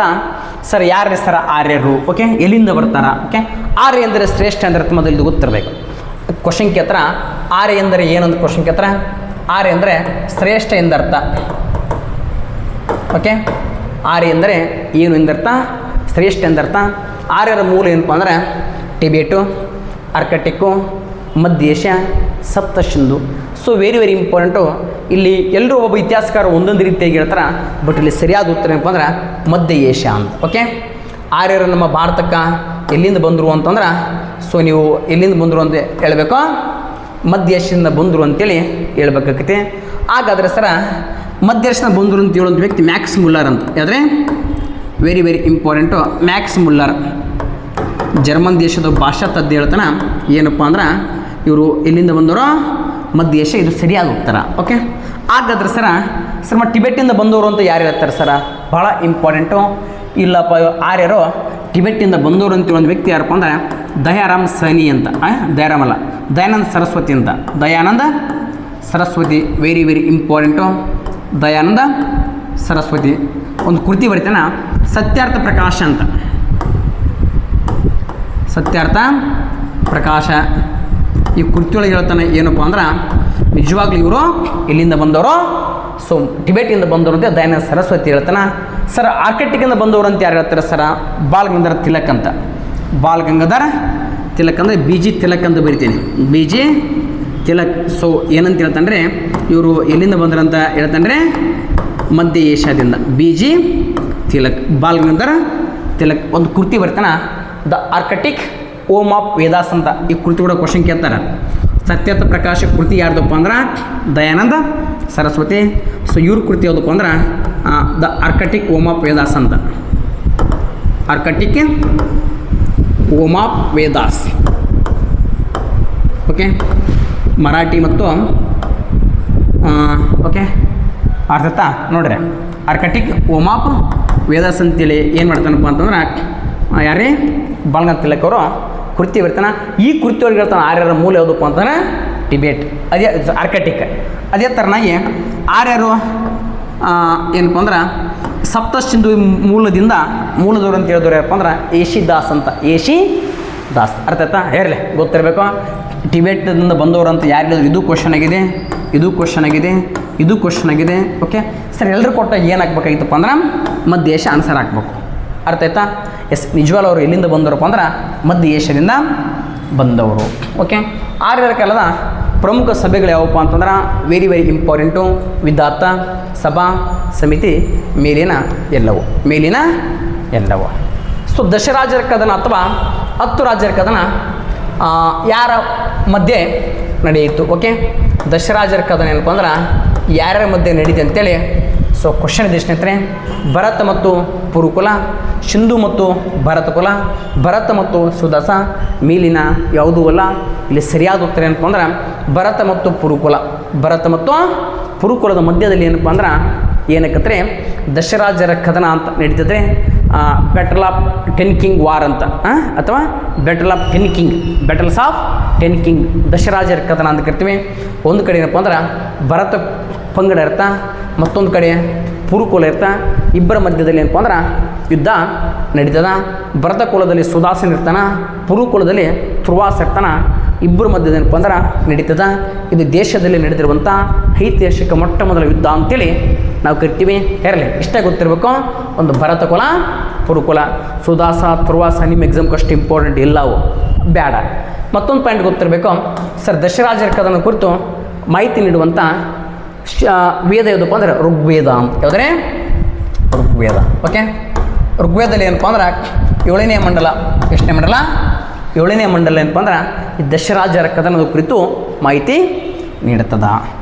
ಓಕೆ, ಋಗ್ವೇದ ಕಾಲದ ವಿದ್ವಾಂಸರು ಯಾರು? ಆ್ಯಕ್ಚುಲಿ ಏನಪ್ಪ ಅಂದ್ರೆ ಋಗ್ವೇದ ಕಾಲದ ಮಹಿಳಾ ವಿದ್ವಾಂಸರು ಯಾರು? ಓಕೆ, ಋಗ್ವೇದ ಕಾಲದಲ್ಲಿ ಏನಪ್ಪ ಅಂದ್ರೆ ಮಹಿಳಾ ವಿದ್ವಾಂಸರು ಯಾರಪ್ಪ ಅಂದ್ರೆ ಗಾರ್ಗಿ, ಎಲ್ಲ ಬೇರೆ ಬೇರೆ, ಗಾರ್ಗಿ, ಮೈತ್ರಿ, ಅಪಾಲ, ಗೋಶಾಲ, ವಿಶ್ವಾವರ, ಲೋಪಮುದ್ರ, ಇಂದ್ರಾಣಿ, ಮುದ್ಗಾಲಿನಿ. ಸೊ ಇವರೆಲ್ಲರೂ ಯಾರಪ್ಪ ಅಂದ್ರೆ ಆರ್ಯರ ಕಾಲದ ಅಥವಾ ಋಗ್ವೇದ ಕಾಲದಲ್ಲಿ ಇರ್ತಕ್ಕಂಥ ಮಹಿಳಾ ವಿದ್ವಾಂಸರು, ಮಹಿಳಾ ಮಣಿಗಳು ಚೂರು ಗೊತ್ತಿರಬೇಕು. ಓಕೆ, ಎಲ್ಲರೂ ಸರಿ. ಗಾರ್ಗಿ, ಮೈತ್ರಿ, ಅಪಾಲ, ಗೋಶಾಲ, ವಿಶ್ವವರ, ಲೋಪಮುದ್ರ, ಇಂದ್ರಾಯಣಿ, ಮುದ್ಗಾಲಿನಿ. ಅರ್ಥ ಆಯ್ತಾ? ಸೊ ಹಿಂಗೆ ಯಾಕೆ ತಂದ್ರಿಪ್ಪ ಅಂದ್ರೆ ನಿಮ್ಗೆ ಎಲ್ಲರೂ ಗೊತ್ತಿರೋ ಒಂಚೂರು ಗೊತ್ತಿರಲಿ ಅಂತೇಳಿ ತಂದಿನಿ. ಮತ್ತಿನ್ನು ಕಾತ್ಯಾಯನಿ ಅಂತ ಬರ್ತಾಳೆ, ಇನ್ನು ಭಾಳ ಜನ ಅದ್ರ. ಇಷ್ಟು ಪ್ರಮುಖವಾಗಿ ಏನಪ್ಪ ಅಂದ್ರೆ ಒಂಚೂರು ಗೊತ್ತಿರಬೇಕು. ಆರ್ಯರ ಕಾಲದ ದೇವರು ಯಾರು? ಭಾಳ ಇಂಪಾರ್ಟೆಂಟು. ಇಂದ್ರ, ಅಗ್ನಿ, ವರುಣ, ಸೋಮ. ಓಕೆ, ನೋಡಿ ಸ್ನೇಹಿತರೆ, ಇಂದ್ರ, ಅಗ್ನಿ, ವರುಣ, ಸೋಮ ಎಲ್ಲರೂ ಏನಪ್ಪ ಅಂದ್ರೆ ಆರ್ಯರ ಕಾಲದ ದೇವರೇ ಇವರು. ಓಕೆ, ಆರ್ಯ ಕಾಲದ ದೇವರು 4 ಜನನೂ ದೇವರೇ. ಓಕೆ, ಅತ್ಯಂತ ಪ್ರಮುಖ ದೇವರು ಯಾರಪ್ಪ ಅಂದ್ರೆ ಇಂದ್ರ. ಓಕೆ, ಅರ್ಥ ಆಯ್ತಾ? ಹಿಂಗೆ ಕೊಟ್ಟಾಗ ಇಂದ್ರ ಅಂತ ಹಾಕ್ಬೇಕು. 4 ಜನ ಆರ್ಯರ ಕಾಲ, ಬಟ್ ಆದ್ರೆ ಅತ್ಯಂತ ಪ್ರಮುಖ ದೇವರು ಯಾರಪ್ಪ ಅಂದರೆ ಇಂದ್ರ ಅಂತ. ಓಕೆ, ಇಂದ್ರಿಗೆ ಇರುವಂಥ ಮತ್ತೊಂದು ಹೆಸರು ಏನಪ್ಪ ಅಂದ್ರೆ ಪುರಂದರ ಅಂತ. ಪುರಂದರ ಅಂತೇಳಿ ನಾವು ಏನು ಮಾಡ್ತೀವಿ ಕರಿತೀವಿ. ಹಾಗಾದ್ರೆ ಸರ ಪುರಂದರ ಅಂದ್ರೆ ಇವು ಯಾವ ದೇವರಪ್ಪ ಅಂದ್ರೆ ಕೋಟೆ ದೇವರು ಅಂತ. ಓಕೆ, ಕೋಟೆ ದೇವರು. ಇಂದ್ರಿಗೆ ಇರೋದು ಮತ್ತೊಂದು ಹೆಸರು ಪುರಂದರ. ಸೊ ಇಂದ್ರನ ಯಾವ ದೇವರನ್ನು ಕರಿತಿದ್ರಪ್ಪ ಅಂದ್ರೆ ಕೋಟೆ ದೇವರು ಅಂತೇಳಿ ಕೂಡ ಕರಿತಿದ್ರು. ಕೋಟೆಯ ಸಂರಕ್ಷಕನಾಗಿ ಇಂದ್ರನನ್ನು ಪೂಜೆ ಮಾಡ್ತಿದ್ರು. ಏನು ಬರೀ ಅಗ್ನಿ ಅಂತ ವೆರಿ ವೆರಿ ಇಂಪಾರ್ಟೆಂಟು. ಅಗ್ನಿಗೆ ಪುರೋಹಿತರ ದೇವರು ಅಂತ ಕರಿತೇನೆ. ಓಕೆ, ಅಗ್ನಿ ಯಾರು ದೇವರಪ್ಪ ಅಂದ್ರೆ ಪುರೋಹಿತರ ದೇವರು ಅಂತ. ಓಕೆ, ಪುರೋಹಿತರ ದೇವರು. ಸರ್ ಪುರೋಹಿತರ ದೇವರು ಯಾಕಪ್ಪ ಅಂತಂದ್ರೆ ಸೊ ಆರ್ಯರು ಏನು ಮಾಡ್ತಾರೆ, ಯಜ್ಞ ಮಾಡ್ತಿದ್ರಲ್ಲ, ಯಜ್ಞದಲ್ಲಿ ಏನಪ್ಪ ಅಂದ್ರೆ ಏನು ಬೇಕಿತ್ತು? ಅಗ್ನಿ ಬೇಕಿತ್ತು, ಬೆಂಕಿ ಬೇಕಿತ್ತಲ್ಲ. ಈ ಕಾರಣಕ್ಕಾಗಿಯಪ್ಪ ಅಂದ್ರೆ ಯಜ್ಞ ಯಾಗದಿಯ ದೇವರು ಅಂತ ಕೂಡ ಇವರನ್ನು ಏನು ಮಾಡ್ತಾರೆ ಕರೀತಾರೆ. ಇದು 2ನೇ ಅತ್ಯಂತ ಪ್ರಮುಖವಾದ ದೇವರು. ಇನ್ನು ಬರೀ 3ನೇ ಅತ್ಯಂತ ಪ್ರಮುಖವಾದ ದೇವರು ಯಾವುದಪ್ಪ ಅಂದ್ರೆ ವರುಣ ಅಂತ. ಯಾವುದೇ Varuna very very important. Sir Varuna ಏನಪ್ಪ ಅಂತಂದ್ರೆ ಆರ್ಯರ ಕಾಲದಲ್ಲಿ ಮಳೆ, ಗುಡುಗು, ಮಿಂಚು, ಓಕೆ, ಮತ್ತು ಋತುಮಾನಗಳ ದೇವರು ಅಂತೇಳಿ ನಾವು ನೋಡ್ತೇವೆ. ಇನ್ನು ಬರೀ 4ನೇ ಪ್ರಮುಖವಾದ ದೇವರು ಯಾವುದಪ್ಪ ಅಂದ್ರೆ ಸೋಮ ಅಂತ. ಸರ್ ಸೋಮ ಯಾವ ದೇವಪ್ಪ ಅಂದ್ರೆ ಇವ್ರ ಕಾಲದಾಗ ಸಸ್ಯಕುಲದ ದೇವರು. ಯಾಕಲ್ಲ ಸಸ್ಯಕುಲದ ದೇವರು ಅಂತೇಳಿ ನಾವು ಏನು ಮಾಡ್ತೇವೆ ನೋಡ್ತೀವಿ. ಓಕೆ, ಹಾಗಾದ್ರೆ ಕ್ವಶನ್ ಏನಂತ ಕೇಳ್ತಾರಪ್ಪ ಅಂದ್ರೆ ಆರ್ಯರ ಪ್ರಮುಖವಾದ ದೇವರು ಯಾರಪ್ಪ ಅಂದ್ರೆ ಇಂದ್ರ ಯಾವ ದೇವರಪ್ಪ ಅಂದ್ರೆ ಕೋಟೆ ದೇವರು ಅಂತೇಳಿ ನಾವು ಕರಿತೀವಿ. ಯಾರಾದರೂ ಇವರ ಮೇಲೆ ದಾಳಿ ಮಾಡಿದಾಗ ಇವ್ರು ಏನು ಮಾಡಿದ್ರಪ್ಪ ಅಂತಂದ್ರೆ ಇಂದ್ರನಿಗೆ ಏನಪ್ಪ ಅಂದ್ರೆ ಬೇಡ್ಕೊತಿದ್ರು, ಏನಪ್ಪ ಅಂದ್ರೆ ನಮ್ಮ ಕೋಟೆಯನ್ನು ಸಂರಕ್ಷಿಸುವಂಥ. ಇನ್ನು ಅಗ್ನಿ ಅಂತಂದ್ರೆ ಪುರೋಹಿತರು ಯಜ್ಞ ಮಾಡುವ ಸಂದರ್ಭದಲ್ಲಿ ಅಗ್ನಿ ದೇವರನ್ನ ಪೂಜೆ ಮಾಡ್ತಿದ್ರು.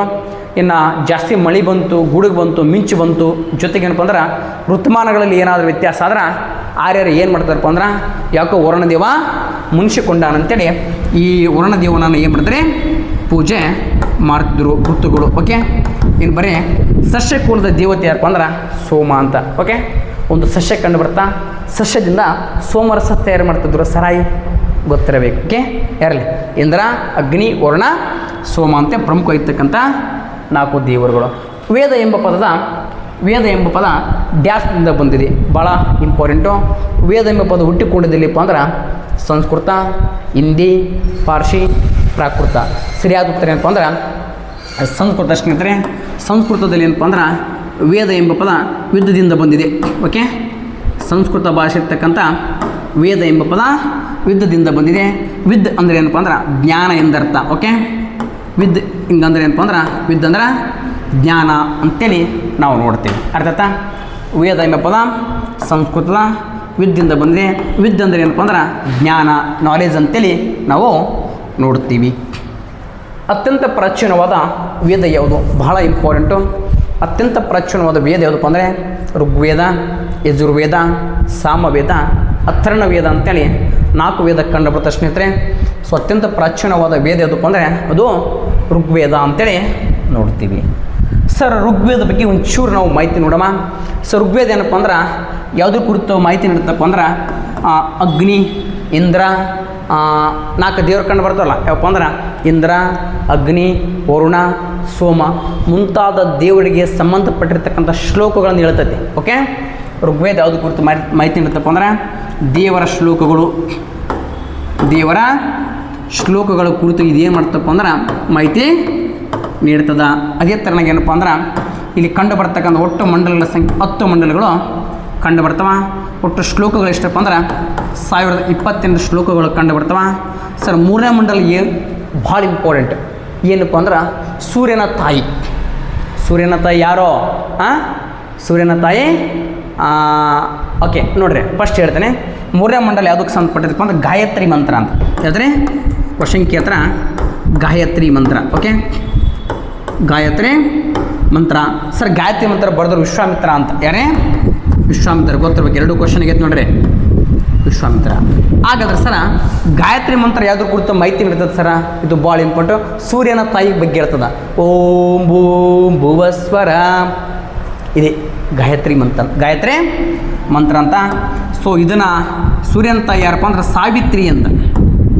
ಸೂರ್ಯನ ತಾಯಿ ಸಾವಿತ್ರಿ.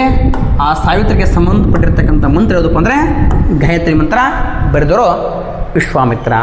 ಇನ್ನು ಬರೀ 10ನೇ ಮಂಡಲ ಭಾಳ ಇಂಪಾರ್ಟೆಂಟು. ಏನಪ್ಪ ಅಂದ್ರೆ ಜಾತಿ ವ್ಯವಸ್ಥೆ ಕುರಿತು ಮಾಹಿತಿ ನೀಡ್ತದೆ. ಜಾತಿ. ಓಕೆ, ಭಾಳ ಸಲ ಕ್ವಶನ್ ಆಗೈತಿ. ಜಾತಿ ಅಥವಾ ವರ್ಣ ವ್ಯವಸ್ಥೆ ಕುರಿತು ಮಾಹಿತಿ ನೀಡುವಂಥ ಋಗ್ವೇದದ ಮಂಡಲ ಯಾವುದಪ್ಪ ಅಂದ್ರೆ 10ನೇ ಮಂಡಲ. 10ನೇ ಮಂಡಲ. ಇನ್ನು 7ನೇ ಮಂಡಲ ಏನಪ್ಪ ಅಂದ್ರೆ ದಶರಾಜರ ಕದನ ಕುರಿತು ಮಾಹಿತಿ ನೀಡ್ತದೆ. ದಶರಾಜರ ಕದನ. ಇಟ್ಟು ಸಾಕು ನಿಮಗೆ. ಏನ್ರಿ? ಋಗ್ವೇದ. ಓಕೆ, ಸೊ ಋಗ್ವೇದದಲ್ಲಿ ಕಂಡು ಬರ್ತಕ್ಕ ಶ್ಲೋಕನ ಯಾರು ಓದ್ತಾರೆ ಸರ? ಇದರಲ್ಲಿ ಕಂಡು ಬರ್ತಕ್ಕಂಥ ಶ್ಲೋಕನ ಓದೊಂದು ಋಷಿಮುನಿ ಯಾರಪ್ಪ ಅಂದ್ರೆ ಓತ್ರಿ ಎಂಬ ಋಷಿಮುನಿ ಏನು ಮಾಡ್ತಾನಪ್ಪ ಅಂದ್ರೆ ಇದರಲ್ಲಿರುವಂಥ ಋಗ್ವೇದಗಳ ಶ್ಲೋಕಗಳನ್ನ ಓದ್ತಾನ. ಓಕೆ, ಇನ್ನು ಬನ್ನಿ ಸ್ನೇಹಿತರೆ, ಋಗ್ವೇದ ಕೊಟ್ಟ ನೋಡಿ. ಋಗ್ವೇದದಲ್ಲಿ ಕಂಡು ಬರ್ತಕ್ಕಂಥ ಶ್ಲೋಕಗಳನ್ನು ಓದುವ ಋಷಿಮುನಿ ಯಾರಪ್ಪ ಅಂದ್ರೆ ಓತ್ರಿ ಅಂತ. ಇಲ್ಲಿ ಓತ್ರಿ ಅಂತೈತಿ, ಅಧ್ವರಿ ಅಂತೈತಿ, ಉದ್ಘಾತರು ಅಂತೈತಿ, ಅಥರ್ವ. ಇದರಾಗ 4 ಹೇಳ್ಬಿಡ್ತೀನಿ ನೋಡ್ರಿ. ಏನಪ್ಪ ಅಂತಂದ್ರೆ ಸರ್, ಋಗ್ವೇದದಲ್ಲಿ ಕಂಡು ಬರ್ತಕ್ಕಂಥ ಯಾವುದೇ ಋಗ್ವೇದದಲ್ಲಿ ಕಂಡು ಬರ್ತಕ್ಕಂಥ ಶ್ಲೋಕವನ್ನು ಓದು ಋಷಿಮುನಿ ಓತ್ರಿ. ಆದ್ರೆ ಇನ್ನು ಯಜುರ್ವೇದ ಅಂತ ಕರಿತೀವಿ. 2ನೇ ವೇದ ಯಾವುದ್ರೆ ಯಜುರ್ವೇದ. ಭಾಳ ಇಂಪಾರ್ಟೆಂಟು. ಯಜುರ್ವೇದದಲ್ಲಿ ಕಂಡು ಬರ್ತಕ್ಕಂಥ ಶ್ಲೋಕವನ್ನು ಓದು ಋಷಿಮುನಿ ಅಧ್ವರ್ಯ ಅಂತ. ಅದೇ ಥರನಾಗಿ ಏನಪ್ಪ ಅಂದ್ರೆ ಉದ್ಘಾತರು ಅಂತ ಬರ್ತಾನೆ. ಸಾಮವೇದ. ಯಾವ ವೇದ? ಸಾಮವೇದ. ಸಾಮವೇದದಲ್ಲಿ ಕಂಡು ಬರ್ತಕ್ಕಂಥ ಶ್ಲೋಕನ ಓದೊಂದು ಋಷಿಮುನಿ ಉದ್ಘಾತರು. ಅದರ ಇನ್ನು ಕೊನೆಯದಾಗಿ ಬರ್ತಾ ಅಥರ್ವಣ ವೇದ. ಅಥರ್ವಣ ವೇದ. ಓಕೆ, ಇದರ ಕಂಡು ಬರ್ತಕ್ಕಂಥ ಶ್ಲೋಕನ ಓದ ಋಷಿಮುನಿ ಯಾರಪ್ಪ ಅಂದರೆ ಅಥರ್ವ. ಒಂದಕ್ಕೊಂದು ಏನಪ್ಪ ಅಂದ್ರೆ ಕರೆಕ್ಟಾಗಿ ಬರ್ದಿನಿ. ಇದನ್ನು ನೀವೇನು ಮಾಡಿರಿ, ಕರೆಕ್ಟಾಗಿ ಏನಪ್ಪ ಅಂದ್ರೆ ಸ್ಕ್ರೀನ್ಶಾಟ್ ಎಲ್ಲ ತೊಗೊಳ್ದು ಬಿಡ್ರಿ. ಅದು ಬಿಟ್ಟು ಏನಪ್ಪ ಅಂದ್ರೆ ಒಂಚೂರು ನೋಟ್ಸ್ ಮಾಡ್ಕೊಳಕ್ಕೆ ಕಲ್ಕೋರಿ. ಓಕೆ, ಬರೀ ಇನ್ನು ಮುಂದಿನ ಪ್ರಶ್ನೆ ಏನಪ್ಪ ಅಂದ್ರೆ ಋಗ್ವೇದ ಉಪವೇದ ಯಾವುದು? ಓಕೆ, ಒಟ್ಟು ವೇದಗಳು 4, ಒಟ್ಟು ಉಪವೇದಗಳು 4, ಒಟ್ಟು ಎಲ್ಲ ಸೇರಿ 8 ಆಗತ್ತೆ. ಇದ್ರಾಗ ಏನಪ್ಪ ಅಂದ್ರೆ ಋಗ್ವೇದ ಉಪವೇದ ಯಾವುದೊಂದು ಕ್ವಶನ್ ಕೇಳೋಣ. Ayurveda, Dhanurveda, Gandharveda, Shilpaveda. Yes, very very important. Ayurveda ಏನಪ್ಪ ಅಂದ್ರೆ ಋಗ್ವೇದದ ಉಪವೇದ. ಓಕೆ, ಋಗ್ವೇದ ಇದು ಕೂಡ ಏನಪ್ಪ ಅಂದ್ರೆ ಇದೇ ಕಾಲಾನುಕ್ರಮ ತಂದುಬಿಟ್ಟಿನಿ ಸರ್. ಧನುರ್ವೇದ ಇದು ಯಾವ ವೇದದ ಉಪವೇದಪ್ಪ ಅಂದ್ರೆ ಯಜುರ್ವೇದದ್ದು. ಹೇಳಿದ್ರೆ ಯಜುರ್ವೇದ. ಓಕೆ, ಯಜುರ್ವೇದದ ಉಪವೇದ. ಸರ್ ಗಂಧರ್ವವೇದ ಇದು ಸಾಮವೇದ. ಸಾಮವೇದ. ಸರ್ ಶಿಲ್ಪವೇದ ಇದೇನಪ್ಪ ಅಂದ್ರೆ ಅಥರ್ವಣ ವೇದದ ಉಪವೇದ. ಅರ್ಥಾತ್ ಮೊದಲು ಏನಪ್ಪ ಅಂದ್ರೆ 4 ಬರ್ಕೋರಿ. ಋಗ್ವೇದ, ಯಜುರ್ವೇದ, ಸಾಮವೇದ, ಅಥರ್ವಣ ವೇದ 4 ಕರೆಕ್ಟಾಗಿ ಬರ್ಕೊಂಡು ಏನಪ್ಪ ಅಂದ್ರೆ ಇದರ ಬಾಜು ಏನು ಮಾಡಿರಪ್ಪ ಅಂತಂದ್ರೆ EDGS ಅಂತ ಹಚ್ಚಿಬಿಡ್ರಿ. ಏನಂತ ಹೆಸ್ರಿ EDGS, very very important. A ಅಂದ್ರೆ ಆಯುರ್ವೇದ, ಡಿ ಅಂದ್ರೆ ಧನುರ್ವೇದ, ಜಿ ಅಂದ್ರೆ ಗಂಧರ್ವೇದ, ಎಸ್ ಅಂದ್ರೆ ಶಿಲ್ಪವೇದ. ಋಗ್ವೇದ ಇವೆಲ್ಲ 4 ಕರೆಕ್ಟಾಗಿ ಬರ್ಕೊಂಡು ಮುಂದೆ EDGS ಅಂತ ಹಚ್ಚಿಬಿಡ್ರಿ. ಇವು ವೇದಗಳು, ಅವು ಏನಪ್ಪ ಅಂದ್ರೆ ಉಪವೇದಗಳು. ಅರ್ಥಾತ್ ಒಂದು ಚೂರು ಬರ್ರಿ. ಹಾಗಾದ್ರೆ ಸರ ಆಯುರ್ವೇದ ಯಾವ್ದು ಕುರಿತು ಮಾಹಿತಿ ಇರ್ತದೆ ಸರ? ಆಯುರ್ವೇದ ಏನಪ್ಪ ಅಂತಂದ್ರೆ ಸೊ ವೆರಿ ವೆರಿ ಇಂಪಾರ್ಟೆಂಟು. ಹೆಸರು ಹೇಳ್ತದ ಆಯುರ್ವೇದ. ಔಷಧಿ ಕುರಿತು ಮಾಹಿತಿ ನೀಡ್ತದೆ. ಔಷಧಿ ಕುರಿತು ಏನಪ್ಪ ಅಂದ್ರೆ ಮಾಹಿತಿ ನೀಡ್ತದ ಸರ. ಧನುರ್ವೇದ, ಧನುರ್ ಅಂದ್ರೆ ಯುದ್ಧ ಕುರಿತು ಮಾಹಿತಿ ನೀಡ್ತದ ಸರ್. ಗಂಧರ್ವೇದ ಸಂಗೀತದ ಕುರಿತು ಮಾಹಿತಿ ನೀಡ್ತದ. ಸಂಗೀತ ಏನು ಬರ್ರಿ ಸರ್. ಶಿಲ್ಪವೇದ ಶಿಲ್ಪಕಲೆ ಕುರಿತು ಏನಪ್ಪ ಅಂದ್ರೆ ಮಾಹಿತಿ ನೀಡ್ತದೆ. ಅರ್ಥಾತ್ ಆಯುರ್ವೇದ ಔಷಧಿ, ಧನುರ್ವೇದ ಯುದ್ಧ, ಗಂಧರ್ವೇದ ಸಂಗೀತ, ಶಿಲ್ಪವೇದ ಏನಪ್ಪ ಅಂದ್ರೆ ಶಿಲ್ಪಕಲೆ ಕುರಿತು ಮಾಹಿತಿ ನೀಡುತ್ತದ. ಒಟ್ಟು ವೇದಾಂಗಗಳೆಷ್ಟು? ಒಟ್ಟು ವೇದಾಂಗಗಳು ಎಷ್ಟಪ್ಪ ಅಂತಂದ್ರೆ 6. ಯಾವಪ್ಪ ಅಂದ್ರೆ ಇವೆ ಕಲ್ಪ, ಶಿಕ್ಷಾ, ವ್ಯಾಕರಣ, ನಿರುಕ್ತ, ಛಂದಸ್ಸು, ಜ್ಯೋತಿಷ್ ಅಂತೇಳಿ ಒಟ್ಟು 6 ವೇದಾಂಗಗಳು ಕಂಡು ಬರ್ತವೆ. ನಿಮ್ಗೆ ಗೊತ್ತಿರಬೇಕು. ಜ್ಯೋತಿಷ ಇಲ್ಲಿ ಏನಪ್ಪ ಅಂದ್ರೆ ಒಟ್ಟು ಷಡ್ದರ್ಶನಗಳೆಷ್ಟು? ಒಟ್ಟು ಷಡ್ದರ್ಶನಗಳೆಷ್ಟಪ್ಪ ಅಂದ್ರೆ ವೆರಿ ವೆರಿ ಇಂಪಾರ್ಟೆಂಟು. ಷಡ್ದರ್ಶನ ನೋಡೋದಕ್ಕಿಂತ ಮುಂಚಿತವಾಗಿ ನಾವು ಏನು ಮಾಡೋಣಪ್ಪ ಅಂದ್ರೆ ಹೇಳಿ ಅದು ಮುಂದೈತಿ ಬರೀ ಸರ. ಇಲ್ಲಿ ಒಂದು ಚೂರು ಇದನ್ನು ನೋಡ್ಕೊಂಬಿಡ್ರಿ. ಇಲ್ಲಿ ಇದೊಂದು ಪಾಯಿಂಟ್ ಹೇಳಿದ್ಬಿಟ್ಟೆ. ಆಯುರ್ವೇದ ಔಷಧಿ ಕುರಿತು, ಧನುರ್ವೇದ ಯುದ್ಧಗಳ ಕುರಿತು, ಗಂಧರ್ವೇದ ಸಂಗೀತ ಕುರಿತು, ಶಿಲ್ಪವೇದ ಶಿಲ್ಪಕಲೆ ಕುರಿತು. ಹಾಗಾದ್ರೆ ಸರ್ ಇವು ಋಗ್ವೇದ ಯಾವುದು ಕುರಿತು? ಯಜ್ಞ ಯಾಗಾದಿಗಳ ಋಗ್ವೇದ ಏನಪ್ಪ ಅಂದ್ರೆ ಇಂದ್ರ, ವರುಣ, ಅಗ್ನಿ, ಸೋಮ ಮುಂತಾದ ದೇವರುಗಳ ಕುರಿತಾದ ಶ್ಲೋಕಗಳ ಕುರಿತು ಮಾಹಿತಿ ನೀಡುತ್ತದೆ. ದೇವರ ಶ್ಲೋಕಗಳು. ಸರ್ ಯಜುರ್ವೇದಪ್ಪ ಯುದ್ಧದ ಕುರಿತು ಮಾಹಿತಿ ನೀಡ್ತದೆ. ಓಕೆ, ಯಜುರ್ವೇದ ಏನಪ್ಪ ಅಂದ್ರೆ ಯುದ್ಧದ ಕುರಿತು ಅಂದ್ರೆ ಯುದ್ಧದಲ್ಲಿ ಇದೇನದ ಯಜ್ಞ ಯಾಗಾದಿ. ಯಜ್ಞ ಮಾಡ್ತಿರುವಂಥ ಸಂದರ್ಭದಾಗ ಶ್ಲೋಕ ಹೇಳ್ತಾರಲ್ಲ, ಆ ಯಜ್ಞ ಯಾಗಾದಿ ಇದು ಯಜುರ್ವೇದ ಯಾವುದಪ್ಪ ಅಂದ್ರೆ ಯಜ್ಞ ಮಾಡುತ್ತಿರುವಂಥ ಸಂದರ್ಭದಲ್ಲಿ ಶ್ಲೋಕಗಳು ಕುರಿತು. ಓಕೆ, ಯಜ್ಞ ಮಾಡುವಾಗ ಶ್ಲೋಕ ಕುರಿತು ಮಾಹಿತಿ ನೀಡ್ತಾರೆ. ಸಾಮವೇದ ಸಂಗೀತ ಕುರಿತು. ಸಾಮವೇದ ಸಂಗೀತ. ಅಥರ್ವಣ ವೇದ ಮಾಟ, ಮಂತ್ರ, ತಂತ್ರ, ರೋಗ, ರುಜಿನ. ಮಾಟ, ಮಂತ್ರ. ಓಕೆ, ಇವು ವೇದಗಳು, ಅವು ಉಪವೇದಗಳು. ಅರ್ಥ ಆಯ್ತಾ? ಬರೀ ಓಕೆ. ಒಟ್ಟು ಷಡ್ದರ್ಶನಗಳು ಎಷ್ಟಪ್ಪ ಅಂತಂದ್ರೆ 6. ಒಟ್ಟು ವೇದಗಳು 4, ಉಪವೇದಗಳು 4, ವೇದಾಂಗಗಳು ಅಂದರೆ ವೇದಾಂಗಗಳು 6, ಷಡ್ದರ್ಶನಗಳು ಇದು ಕೂಡ 6 ಗೊತ್ತಿರಬೇಕು. ಓಕೆ, ನೋಡಿರಿ ಒಟ್ಟು ವೇದಾಂಗಗಳು ಎಷ್ಟಪ್ಪ ಅಂದ್ರೆ 6. ವೇದಗಳು 4, ಉಪವೇದ 4, ವೇದಾಂಗಗಳು 6, ಷಡ್ದರ್ಶನಗಳು 6. 18 ಪುರಾಣಗಳು. ಓಕೆ, ಗೊತ್ತಿರಬೇಕು. ಪುರಾಣಗಳು 18. ಓಕೆ, ಇನ್ನು ಏನವು 108 ಅದಾವಲ್ಲ ಅವಕ್ಕೇನಂತೀವಿ? ಉಪನಿಷತ್ತು. ಉಪನಿಷತ್ತು ಎಷ್ಟಪ್ಪ ಅಂದ್ರೆ 108. ಓಕೆ, ಇರಲಿ. ನೋಡಿರಿ ಸರ್ ಯಾವ ರೀತಿ ಸರ್ ಮತ್ತು ಷಡ್ದರ್ಶನಗಳು 6 ಯಾವಪ್ಪ ಅಂದ್ರೆ ಭಾಳ ಇಂಪಾರ್ಟೆಂಟು. ಒಂದೇನಪ್ಪ ಅಂದ್ರೆ ವೈಶೇಷಿಕ ದರ್ಶನ, ನ್ಯಾಯ ದರ್ಶನ, ಷಡ್ದರ್ಶನ, ಸಾಂಖ್ಯ ದರ್ಶನ, ಪೂರ್ವಮೀಮಾಂಸಾ ದರ್ಶನ, ಉತ್ತರ ಮೀಮಾಂಸಾ ದರ್ಶನ. ಷಡ್ ದರ್ಶನ ಅಂತ ಹೇಳಿದ್ವಲ್ಲ, ಷಡ್ ದರ್ಶನಗಳು 6. 1 ವೈಶೇಷಿಕ ದರ್ಶನ, 2 ನ್ಯಾಯ ದರ್ಶನ, 3 ಯೋಗ ದರ್ಶನ, 4 ಸಾಂಖ್ಯ, 5 ಪೂರ್ವಮೀಮಾಂಸೆ, 6 ಏನಪ್ಪ ಅಂದರೆ ಉತ್ತರ ಮೀಮಾಂಸೆ ಅಂತ. ಓಕೆ, ಹಾಗಾದ್ರೆ ಸರ ವೈಶೇಷಿಕ ದರ್ಶನ ಕರ್ತೃ ಯಾರಂತ ಕ್ವಶನ್ ಕೇಳ್ತಾರೆ. ಒಂದು ಚೂರು ಗೊತ್ತಿರಬೇಕು. ಓಕೆ, ವೈಶೇಷಿಕ ದರ್ಶನದ ಕರ್ತೃ ಯಾರಪ್ಪ ಅಂದ್ರೆ ಕಣಾದ ಅಂತ ಬರ್ತಾನೆ. ಯಾರೇ? ಕಣಾದ. Okay sir. ನ್ಯಾಯದ ಯಾರು ಸರ್? ಗೌತಮ. Okay sir. ಯೋಗದ ಯಾರು ಸರ್? ಪತಂಜಲಿ. ಯೋಗದ್ದು ಪತಂಜಲಿ. ಸಾಂಖ್ಯ ಯಾರು ಸರ್? ಕಪಿಲ ಸರ್. ಪೂರ್ವ ವಿಮರ್ಶೆ ಯಾರು ಸರ್? ಜೈಮಿನಿ. ಅದೇ ಥರನಾಗಿ ಸರ ಉತ್ತರ ವಿಮರ್ಶದ ಯಾರಪ್ಪ ಅಂದ್ರೆ ಮಹರ್ಷಿ ಅಂತ. ಅಂದರೆ ಮಹರ್ಷಿ ಅಥವಾ ಬಾದರಾಯಣ.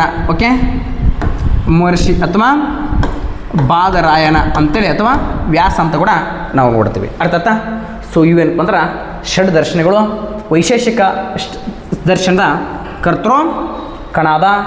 ಸೊ ನ್ಯಾಯ ದರ್ಶನದ ಕರ್ತೃ ಗೌತಮ. ಯೋಗ ದರ್ಶನದ ಕರ್ತೃ ಪತಂಜಲಿ. ನ್ಯಾಯದ್ದು ಕಪಿಲ.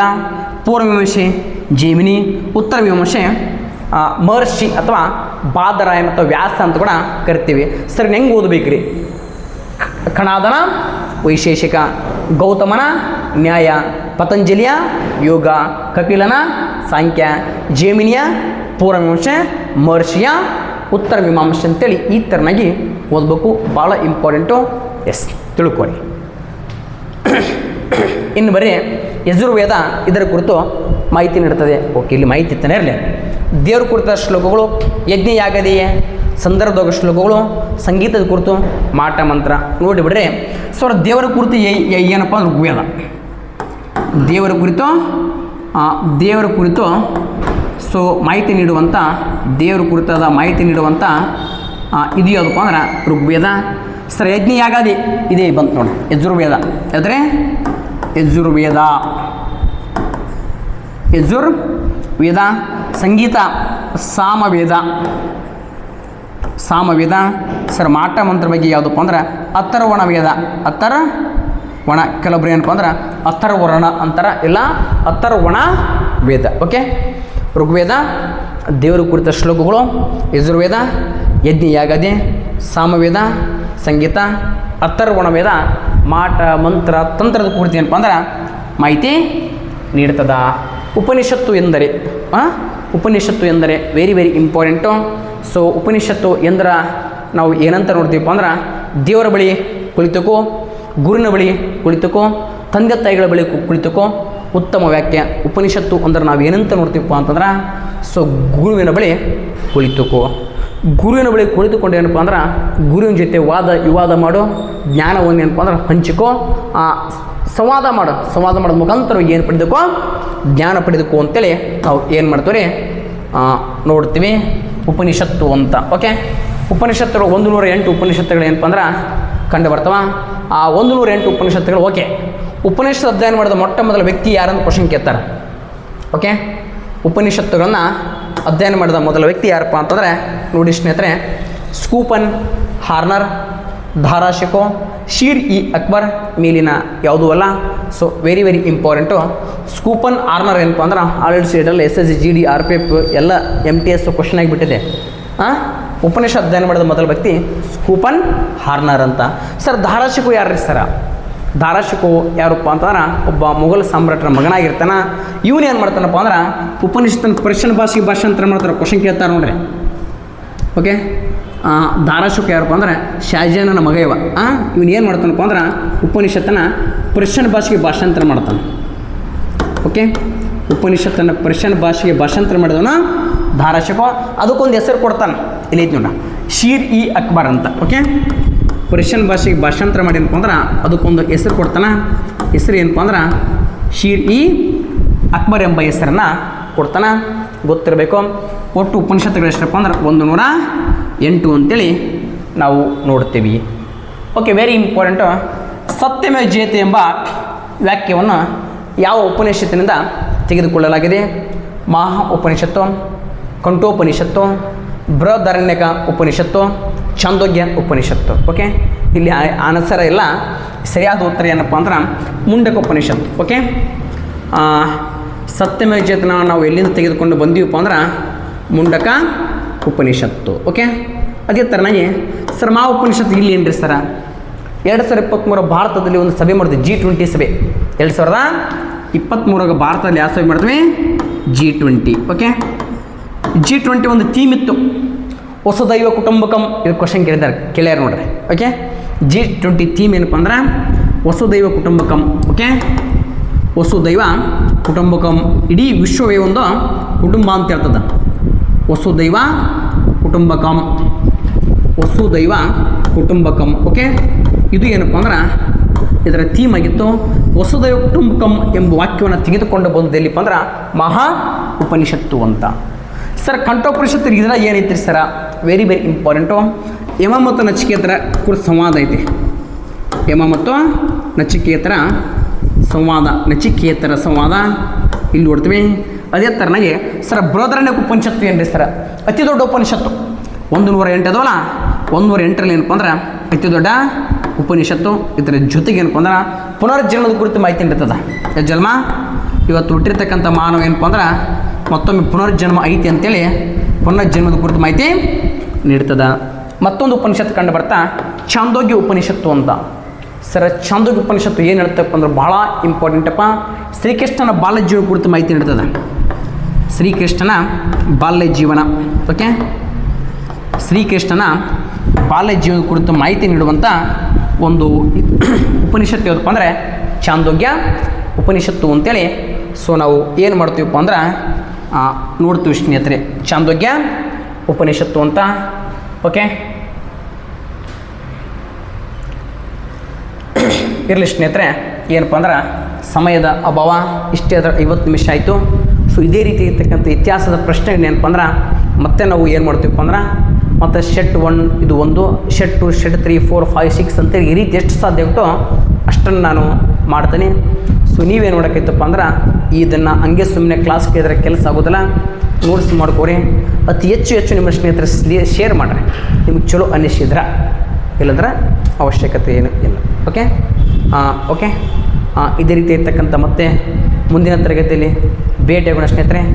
ನಮಸ್ಕಾರ.